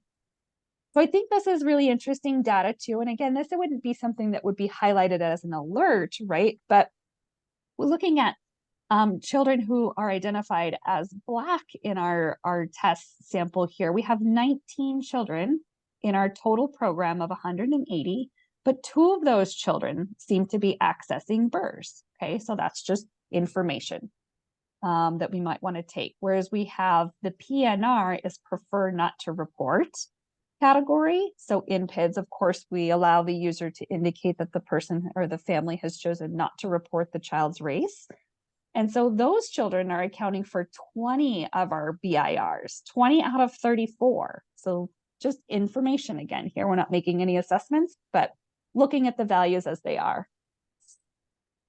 Do we have any profile groups that do not have any BIRs or in-school suspensions or out-of-school suspensions or dismissals? Okay. So we have this one race category, which my memory is not which race that is, but if you can think of it, shout it out. So we have 2 children in that group. Is it Latino or Hispanic? Latino or Hispanic? Thank you. 2 children who are identified as Latino or Hispanic, and we don't have any BIRs for them. So that's just information to notice. Do we have any populations, any groups that we're not seeing access these items? Okay. And then do we have more? We have certain profile groups that seem to have more than others. And so we kind of already pinpointed that with the prefer not to report seems to be accessing BIRs more than the other children, just at a first glance here. And then we talked about this one already as well. So are there any population sizes that might be too small for any advanced analysis with that risk ratio, right? And so that would be our Latino or Hispanic children as well, or those that have identified as that. Want to pause there for just a second and see if there are any initial questions about what we've talked about so far in this report.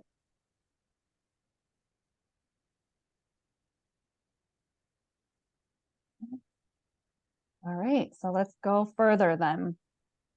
So this is a visual, again, of the same data set, same test sample.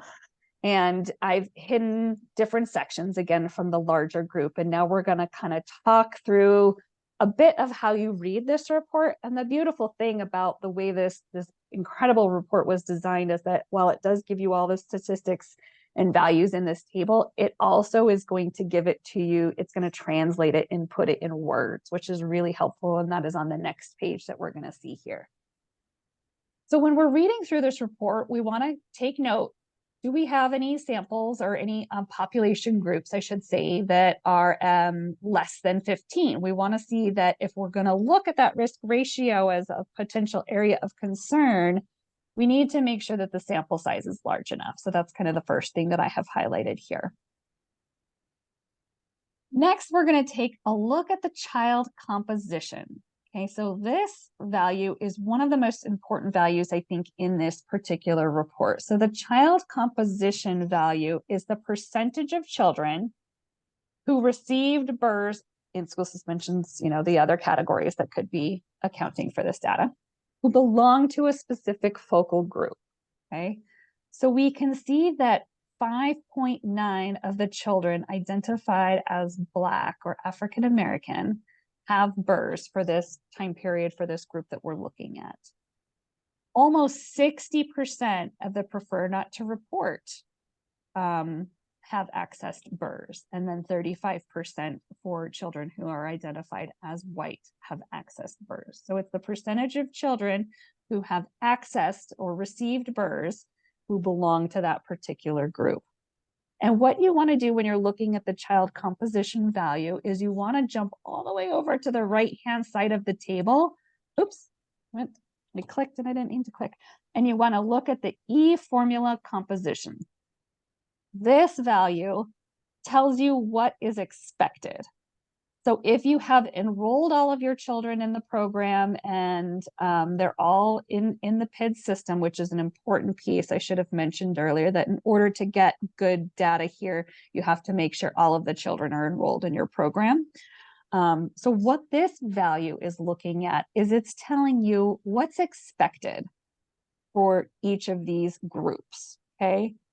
So based off of the size of the Black or African American group of our children here, so the 19 children who are enrolled that are identified as that, we expect the child composition, we expect 15.8 percentage of these children to receive a BIR. Okay, that's based off of all of the different categories. That's based off the total number of BIRs that have been reported in this period. So based on those numbers, we would expect to see around 15%.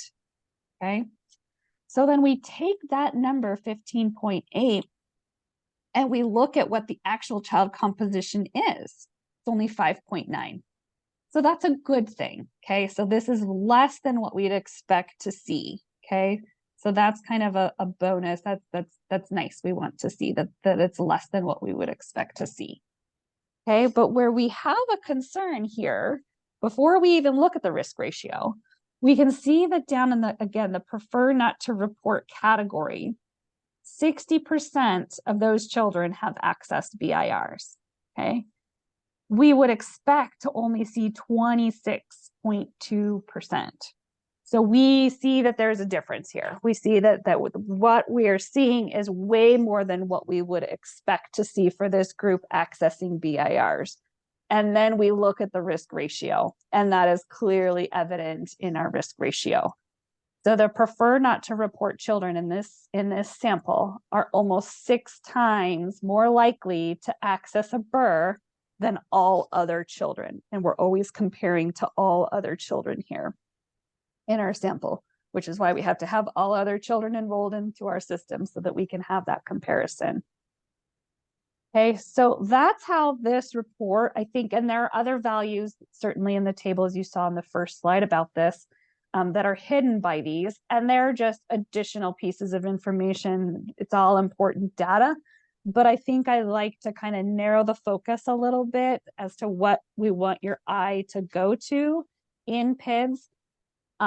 Again, we will be very soon launching the highlighting, and that will come in the PIDS system probably early next week, maybe as soon as tomorrow, where the system's going to highlight for you, like the equity alerts.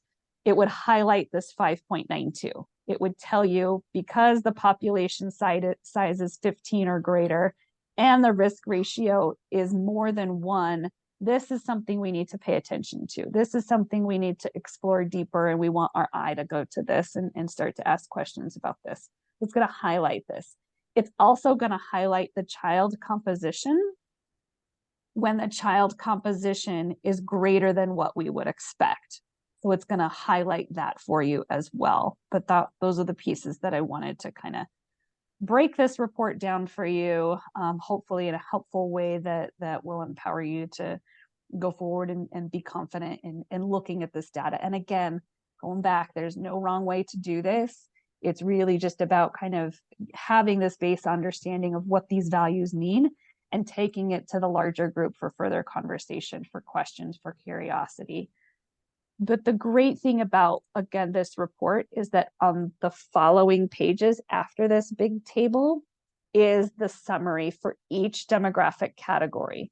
So you can see here we have the prefer not to report is the one that I've highlighted in this particular slide, and it gives you the information in words. So what really is striking and kind of coming out to us in that table is that the prefer not to report children are almost 6 times more likely to have at least 1 BIR than all other children. The prefer not to report children's representation among children who receive BIRs, so all children who receive BIRs, is almost 40% higher, percentage points higher than the expected, given the prefer not to report's percentage of child enrollment. So based on how many children we have in our program that are categorized in this particular demographic group, we're seeing that it's 40% higher than what we would expect. So this really puts it into words, what we're seeing in the values on that table, which are a bit more, you know, numbers, words. I think it's just really nice to have both paralleled with each other in this report.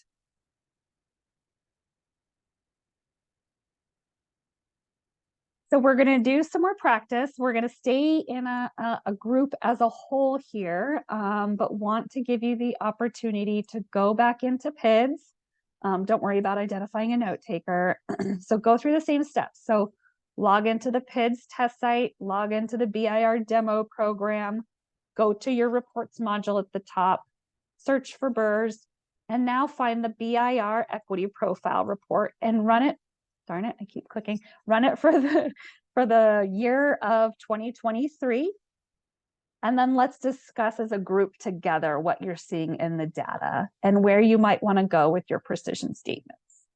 Okay, and then we're going to talk about precision statements next.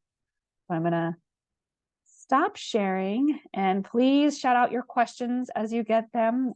If anybody wants to share their screen as you pull it up and you feel comfortable doing that, want to invite you to do that. If you want to start to explore this report.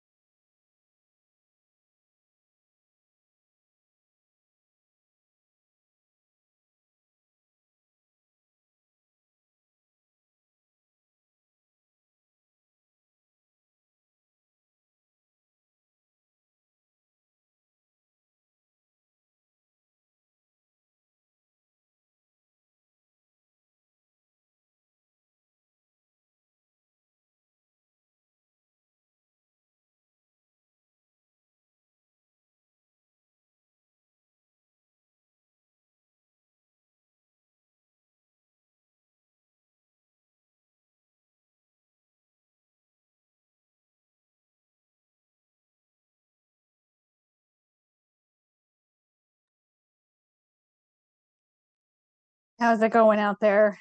Be able to track that report down? Anybody having any difficulties?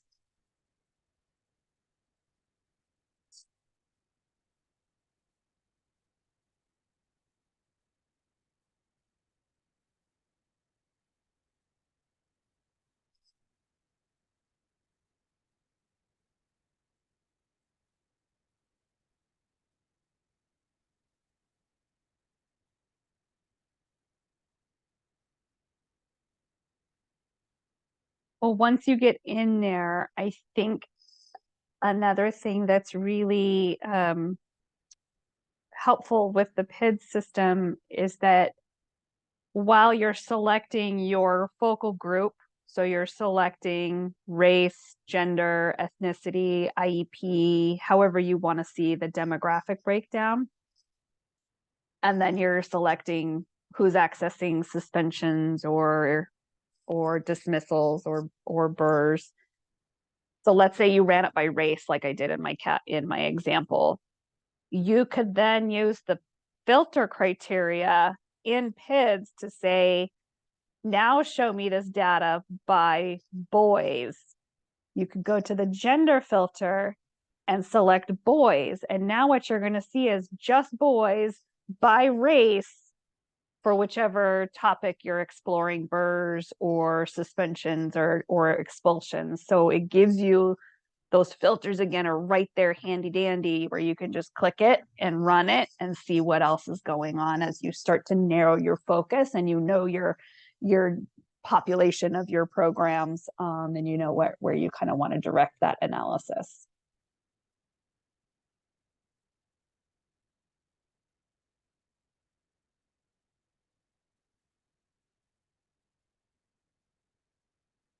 Does anybody have their report up? I would like to share their screen and Feel comfortable doing that?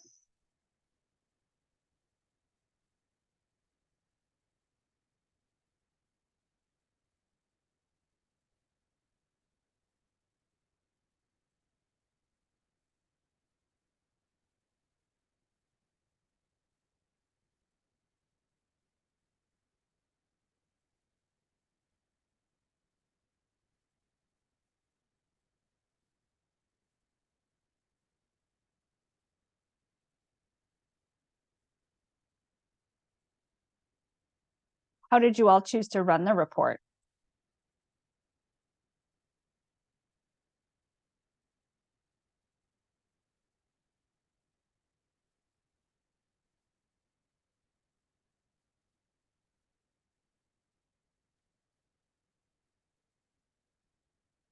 Maybe my third cup of coffee is kicking in and I'm rushing you. So I'm gonna apologize for that.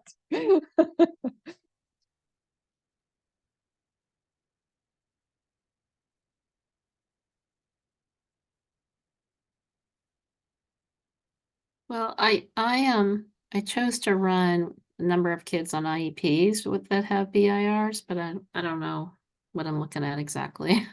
Okay. And I know there was a little issue with being able to share. Did you find that? I wasn't sure how to share. Did you find that that green button in your Zoom controls? And if not, that's okay. I can pull up that same, if you ran that analysis, I can go into the test site and pull that up if that's something we want to kind of talk through. Happy to do that. So let me get logged in and I can do that. Here it is. I just figured out share screen. Let's see if that works. So Cool. that's Yay. what came up. I chose males. I chose kids with IEPs. Doesn't look like much though. Okay. So, all right. So let's look at our date range. We've got a full year's worth of data. We're looking at children with IEPs or their IEP status. And we're looking at those accessing BIRs. Can you scroll down on your page so I can see what other filters you select? I see that you selected all the classrooms. Just know that if you left it blank, it would default to selecting them all as just a shortcut. And I see you Okay. selected all children too, but just know that. I just wanted to know kids with IEPs. I didn't want to, it didn't matter race. And then I chose males. Okay. And then Go ahead and unselect all the problem behaviors. I mean, that's okay, fine. I didn't think I selected that, but anyway, okay. That's okay. That's okay. All of the activities. Yeah, just know that if you don't select all or you don't go in and select a certain one, that it's just gonna default to it. So Oh, I see. Okay. All yeah, right. So just a shortcut so you don't have to go through and click every single one. So what we are looking at here for boys, again, starting with the data up at the top. So we have 4 total BIRs. So we're not looking at a ton of data here. We have, of the total children enrolled in the group that you're looking at, 40 children enrolled. And then total number of children with a BIR, I think, is 4. So that's just given to us at the top of the page. it's so interesting. I would have expected that to be higher since I chose just kids with IEPs and males. Yeah, so what we're looking at though is just all is 4 boys who have IEPs and they had 4 BIRs, and there's really there of the comparison group, which is all other children, are general ed. The general ed boys are not accessing BIRs. So that's what this report is telling us. So it's not super helpful at this point because there's just not a lot of data in this particular data set. So maybe let's remove the boys category. So uncheck that and then let's run it again. So if you scroll down on your page and uncheck male. I don't remember how far down it was. Oh, you passed it. You just passed it. Oh, I did. Okay. There it is. Oh, right. Okay. And then let's run this report again. Run it again. And just see if it changes our data at all. Oops, I went too far. Yep, you're good. And so then should I go to the IP summary information or something else? That's what I chose before. Yeah, Didn't- yep, yep. Okay. Nope, Yeah. didn't change it. It didn't change. It just increased our total number of children that we're looking at. So Yeah, yeah. yeah. So for this particular sample set of data, not, you know, nothing really is coming out to us other than children with IEPs are the ones that are accessing BIRs. So that in itself is a fact, right? That we're seeing in the data compared to children without IEPs, that we're seeing all of the BIRs are for those 4 children. Great. Does anybody else want to share what they're looking at? Do I have to unshare now? Yep, so you can, there should be a place where you can click stop share, or I can stop it too. So I can just, there we go. Okay, thank you.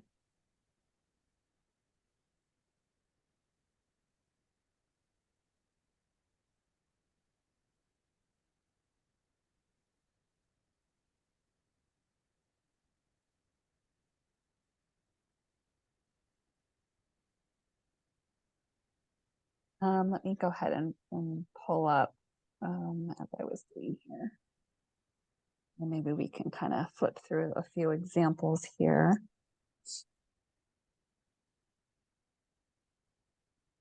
Would it be helpful if I shared my screen, my PID screen, and walked through, or did anybody else want to share their screen and show us what you're looking at and we can kind of talk through it?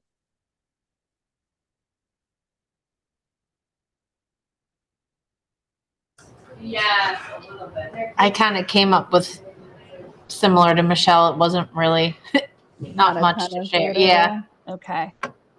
All right, so let's go. Let me pull mine up. And I wonder, I would check your filters. I wonder if there's something that's checked that's creating a smaller sample size. If I did my setup right for the meeting today, everybody should have a pretty good sample size of data if you're in that BIR demo program, but so there might be something there. So I'm gonna pull up our year and we'll do all. And so when I'm doing this, as I was kind of sharing with Michelle, is you don't have to come through and click all of these. If you want to just not select anything at first, you can leave it all wide open and it will always just have that BIR demo program. So the one that I'm in, and maybe that is part of the problem, is the Amherst BIR demo program. So for just to kind of double check that we're all looking at the same data set. Oh, I'm in the wrong report. I need to do the equity profile. Back. All right, so let's do this for a different race or a different demographic category. 3 and 3. All right, so let's do IEP behaviors and run this.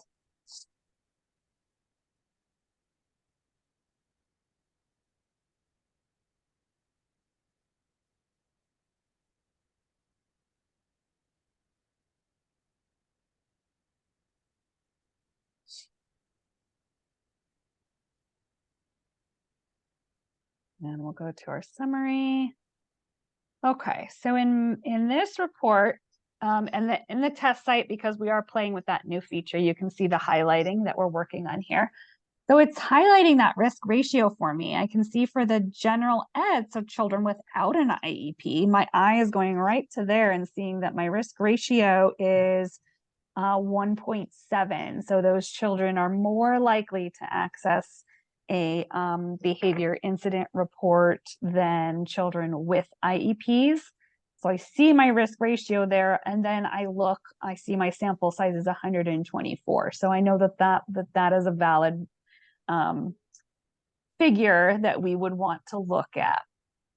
look at my child composition for children without IEPs, I see that it's 78.8%, almost 79%. And the expected value is around 75, 76%. So it's a little bit higher than what we would expect. So it seems like maybe there is some difference here that maybe we want to explore, where children without IEPs are not accessing BIRs at the rate that we're seeing children without IEPs are accessing. So that's kind of what I'm initially seeing in this particular data. Then if we wanted to kind of tracking in that same path that Michelle was heading down, maybe we want to focus this in on males. We want to explore what it looks like. I'm going to go down and select males, run the report.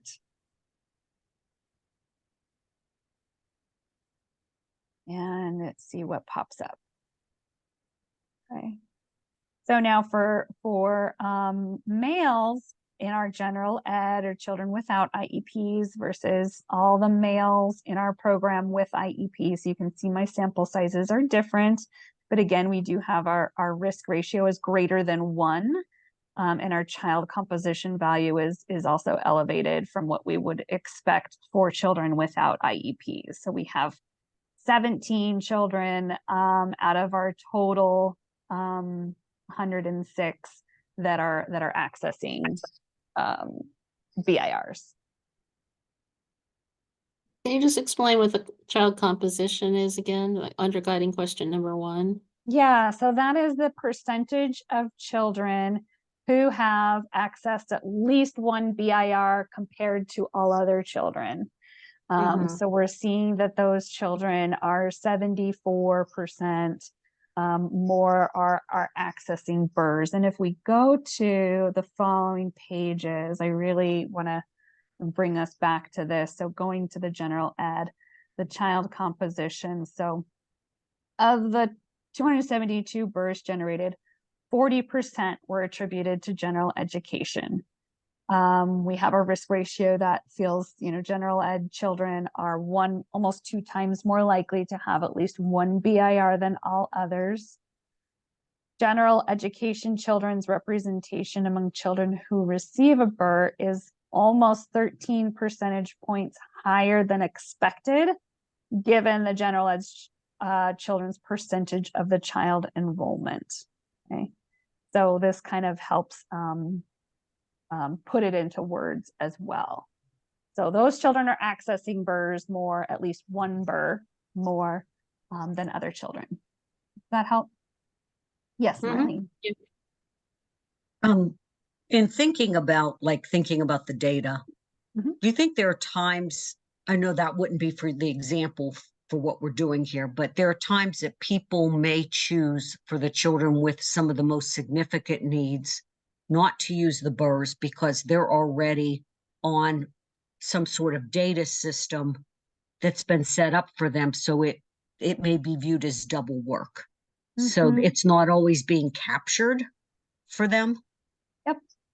I think that if I were taking this, and I would encourage and empower you to bring these reports to your meetings and have those conversations, I think that's a very valid question and a curiosity and a wonder to have is what we're seeing a difference, right? What the data tells us is that we're seeing a difference in how these two groups of children are accessing BIRs, who's getting BIRs written on them, right, or about them. And I think that's one valid point that could be happening. And what do we want to do with that, right? Is that something that we want to address? Is there value in maybe modifying that or changing that? Or is that just a fact, a piece of data, another color in the kaleidoscope that we're going to add to our story of what this means for our program as a whole? Thank you. So maybe we go to gender just as to do another, and we do in-school suspensions. Make sure I uncheck that since we're running it by gender, and let's just run another one.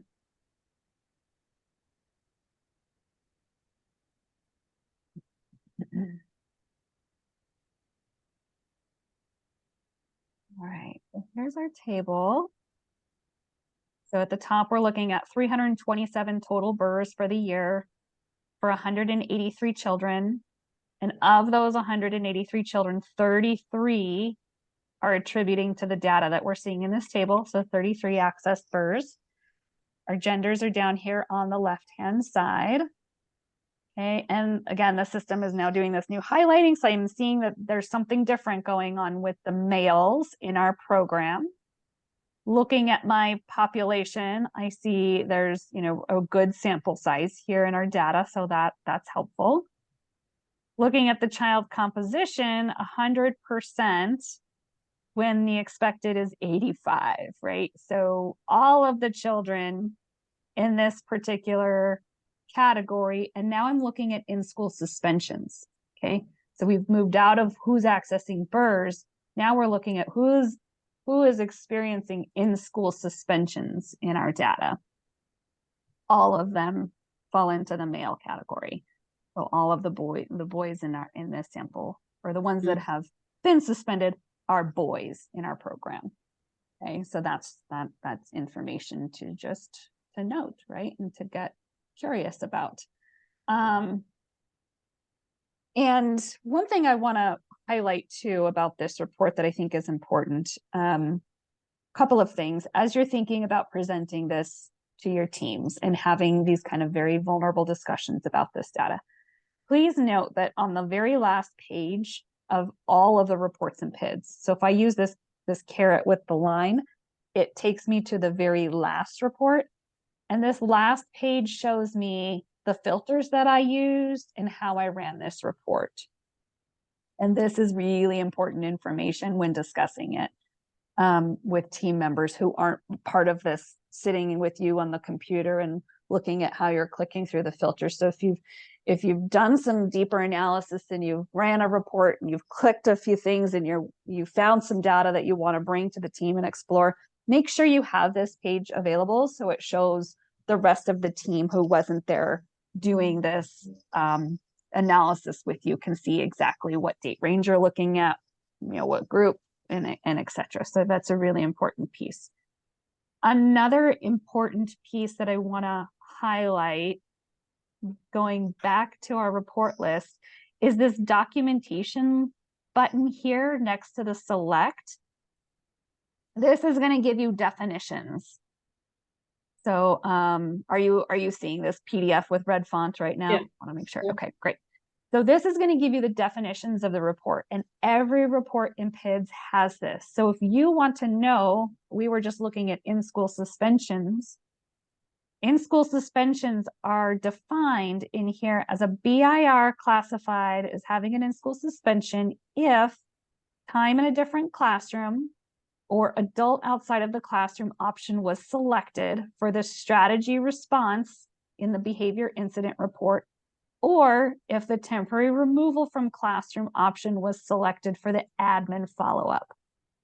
So we know we can explain this data when we're presenting it to groups where they're, and we've heard this in meetings where we're looking at real data and we're talking about real data with states where they're going in and they're doing this analysis with programs. And these programs are saying, we don't suspend children. We don't do this, right? But maybe what's not clear is that it is coding it on the back end that if they select the child went and spent time in a different classroom or an adult outside of the classroom with an adult, or the admin response was temporary removal from classroom, that does qualify as an in-school suspension based on our definitions here. And our out-of-school suspension definition is in here as well. So this is a really important piece in being comfortable and confident in taking this information to your meetings to know that you've got this right here. You can PDF this, you can print this right off right from the PID system and know exactly what you're talking about and have all of the information you need to share with the team. So again, thinking about power dynamics, who has the information, making sure we're level setting, all of that, that everybody has the same information when we're talking about this very important data and what it means. So wanted to just highlight that. Any questions about this? Yeah, I have just one question. What if the classroom had to be evacuated so the other children all left? How would you categorize that? So the classroom had to be like evacuated because of like a fire drill or something, or No, because of the oh, because aggressive, of a I would say they're throwing things or, that's a reality. yeah, no, that's definitely a reality. I think the behavior would still be tracked for the child who had the behavior incident, who was throwing things or, getting, and I think we would want to note that the classroom had to be evacuated in the notes section of the behavior incident report form itself. So Okay. in the BIR form, in PIDS, you have two notes section. You have your kind of description of the behavior, and then you also have an additional note section. And I think that's an important piece to flag in there. Perhaps Okay. other behavior incidences occurred because other children were removed suddenly from the classroom, and maybe that was difficult for those children. And so you might be thinking, other incident reports might need to be written for other children as they quickly had to leave their classroom, and then maybe that promoted them having a challenge of their own. Really? But for that student, if we removed everybody else, even though it's a location, could it be considered that we remove them from the class of children From the because learning environment. everybody else was removed? You didn't Yeah, physically move them, but the idea of the isolation from your classmates very true. is the result. So Very could true. somebody, if that's their definition, like make sure they're including that as part of, if that's something that they know they do in their program, Yes. like Yes. defining that as where that fits with this when they mark things. Yes. I think that is a very solid point. It's because ultimately what we're talking about is removing the child from their learning environment. Mhm. Yeah. Julie, did you want to add in something there? Yeah, I was just going to add too, this is really important. There's a lot of research too on inclusionary practices and room clears. And in Washington State, there's been some specific clear conversation around this. I just put in the chat when a student is being excluded or has been removed, or the classroom has been cleared, contingent on that challenging behavior. This is coded as such as isolation, and then inherently would then be coded as potentially an in-school suspension kind of action. So, and I think that that's part of the interesting kind of component of the BIR is like the administrative follow-up component, or what happens, following the behavior or the consequence. Often folks, we don't engage in, like in Washington State, right? We're not suspending children. We're not removing them from the instructional setting, but by physically engaging in a room clear, that is in fact coded as such. And so I think, at least in Washington, I can just share that, we were really excited to identify, we have very low frequency of like disproportionate discipline.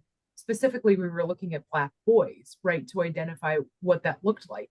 And we weren't seeing a high level of the frequency of a BIR, right, within that demographic.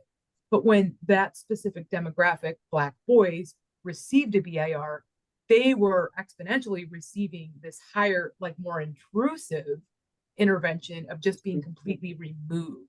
And so that's where some of that covert kind of within the BIR, when we look at the consequences and the administrative follow-up and response, can be really valuable in talking about the multiple dimensions of that analysis, going back to equity and trauma-informed care. And so I love this conversation because I would say that a room clear falls into that category of, Yeah. Really great to bring up. Thank you for asking that question. I think that's really probably something that maybe we'll kind of add into our notes for future trainings, is something to kind of clarify for folks. So appreciate the conversation and bringing that up. All right, want to jump back into our slides as we're kind of preparing to kind of wind this conversation down, is thinking about what precision statements look like for this particular report. So again, in the NCPMI full guide, there are precision statements, and the language is a little bit different, but I think the root, and you'll have the slide deck for this, can be used, but there is a way that you can then take the BIR equity profile report and fill in the blanks to kind of come up with your summary, doing that thinking and that looking part, right? So we saw in the sample that I provided the BIRs, or this could be, you know, any of the other categories, suspensions, expulsions, are most commonly completed in the sample I was looking at for the children identified as prefer not to report. And we were seeing, so what I did from here, and kind of jumping to reports here, is, so we learned that piece of it, right? Prefer not to report were identified in my equity profile report as accessing BIRs differently. So take that group then, go back to the first report we ran, the BIR summary report, okay, and use that filter for race to select the prefer not to report children, then fill this in. So that report is going to tell you then, we saw prefer not to report was accessing BIRs more often at disproportionate rates than other children, but what does that mean? What are they experiencing? Then we go to that BIR summary report. We see that physical aggression, non-compliance were number 1 and number 2 in my bar graph. We saw that this is happening during circle and large group activities, and also during center indoor play. Both of those bars were very high in the activities. Peers and teachers, again, were involved. Avoiding the task was the possible motivation that was primarily scored on our behavior incident report forms. And our most common response for these children is a verbal reminder, okay? All just information that we're gathering. And then we're seeing again that non-applicable was what was scored for our admin follow-up. So using these two reports in parallel, you kind of start, do we have any disproportionate activity? What's happening based off of different categories of demographics? Then we pinpoint, okay, maybe we have an issue here, but let's peel back the layers of what that experience is for those children in the prefer not to report. But then, kind of like we did before, let's flip this statement. Let's look at it a little bit different. So for the children identified as prefer not to report for that race category, what activities are we not seeing these children accessing BIRs? So when are we not seeing this happening? If we've seen that this is disproportionately happening more often for this group, but when are we not seeing this happening? And that's more information to add to our story. With whom others are involved that we're not seeing these children accessing BIRs. For what possible reason or motivation are we not seeing as a factor? What responses are we not seeing? So we see that verbal reminders is kind of the number 1. Well, maybe that's not really, you know, as effective as we would like to see if this is continuing to happen at a rate that they're having these BIRs, they're accessing them more often than all other children. And then what admin responses have we not utilized? So you can take the same kind of approach where we started with maybe the equity profile report and are looking at disproportionality, and then honing in on an area that we want to explore more because it's highlighted as an equity alert or an area we want to uncover more details about what's happening. And we can take that back to our BIR summary report to get these details. Really a wonderful use of the tool. So takeaways for the equity profile report: watch your population size for your focal group. Again, especially if you're seeing that risk ratio above 1, just want to make sure you're looking at a large enough sample size. That this is a great tool to look at suspensions, expulsions, those who are accessing BIRs as it's and who it's impacting. So what demographic categories. It allows us to really look at our data and be curious about what other factors exist that aren't in this report. This is one piece of the puzzle. And use this information to engage in meaningful conversations with curiosity and transparency to explore where you might want to make a shift in your program to better support not only the children in our program, but also the adults in our program. And so I think I want to encourage you today to do this data analysis often. Where I go to that one, do it often. Start a process where maybe you're doing it more frequently than maybe you need to, just so that you're practicing these conversations, because these are difficult conversations to have. This is challenging work to engage in. And the more you do it, the more it becomes normalized and the more we feel comfortable with it. So want to challenge you to and really invite you to engage in these conversations about data, whether it's BIRS or other data. Start to bring it into the conversations that you're having. So wrapping this up, kind of gone through the look, the think, and what would ACT look like. And these are samples that I pulled directly from the Behavior Incident Report System, the database decision-making guide, that from a program example, if we're looking at program level data, the data summary might indicate that incidents of problem behavior are occurring most often at arrivals. So an ACT might be that your team would address arrival procedures and look at how we can shift things. I think incorporated in that, right? Look at where they're not happening. So what's happening where children are not accessing BIRS, we're not engaging in challenging behavior, and how can you incorporate some of those practices or routines or ideas into maybe the time of arrival? From a classroom perspective, summary indicates perhaps that they're more likely to occur during large group activities. So this is something that we kind of played out in our examples. So your actions would address large group activities in all classrooms and maybe providing some additional coaching support in the classroom where you're seeing the highest number of incidences. And all of that can easily be extracted from those PIDS reports we looked at today. And then finally, the child example. So if your data is showing that you're seeing this increase over time, the past 3 months for a single child with a behavior support plan, your action may include arranging a meeting, certainly including the family and other people that we want to weigh in and be involved in this, thinking about who's looking at the data, who's accessing it, to review this child support plan and make some adjustments to and perhaps increase coaching and looking at the environment as well. So those are just a few examples of kind of tying this back to, we want you to encourage you to use this information to act and feel empowered to act, to make those adjustments in your programs. I'm going to turn it over to Julie for this slide, and then we are going to kind of wrap things up here today. Thanks, Summer. Lovely, lovely time. I'm happy to just kind of close us out today with this conversation about trust and, this data equity kind of piece in trauma-informed care, and really thinking about how do we begin these conversations around data, and just knowing that it takes trust and it takes time to build relationships. And I know we have a little poll. I don't know if we'll do the poll or not, but how are we feeling now as we think about our relationship with data? And this has been a lot of information, but thinking too about, this idea of just like beginning and ending with trust, that transparency is critical. Data can help us kind of identify and answer some of these questions related to disproportionality. These are heavy topics.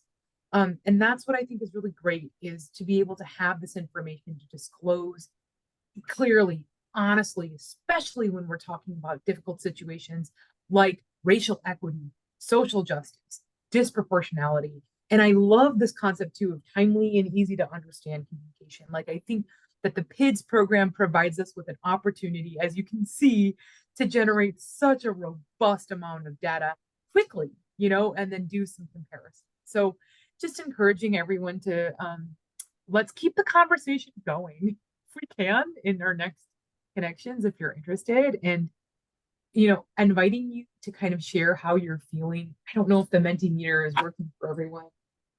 I did get it to work on my end, so I can throw it into the chat. If Perfect. You want to take a moment to if you want to take a moment to type in how are you feeling now, and I'm going to try and share my screen to see if it works. Let's see here.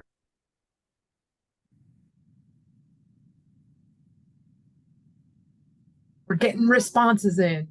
I see pleasantly surprised, better, reflective, confident, excited, eager, intrigued, informed, pumped. These were also from some folks from last week too. Encouraged. Oh, that's wonderful. Motivated. And you can also put into the chat too, if you're, I see the survey here. Yeah, Thank you so much for the opportunity to spend some time today with us. And as Summer has dropped into the chat, we have a survey that we're hoping you can provide us with some feedback on. And I think I can or Summer can share a slide too around that. And maybe we can connect again. Summer, I'll yield to you around the practice. Yeah.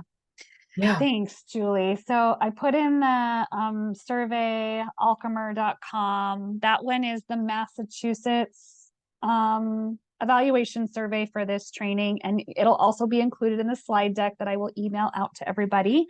And yes, we want everybody to take this survey, as we want your feedback.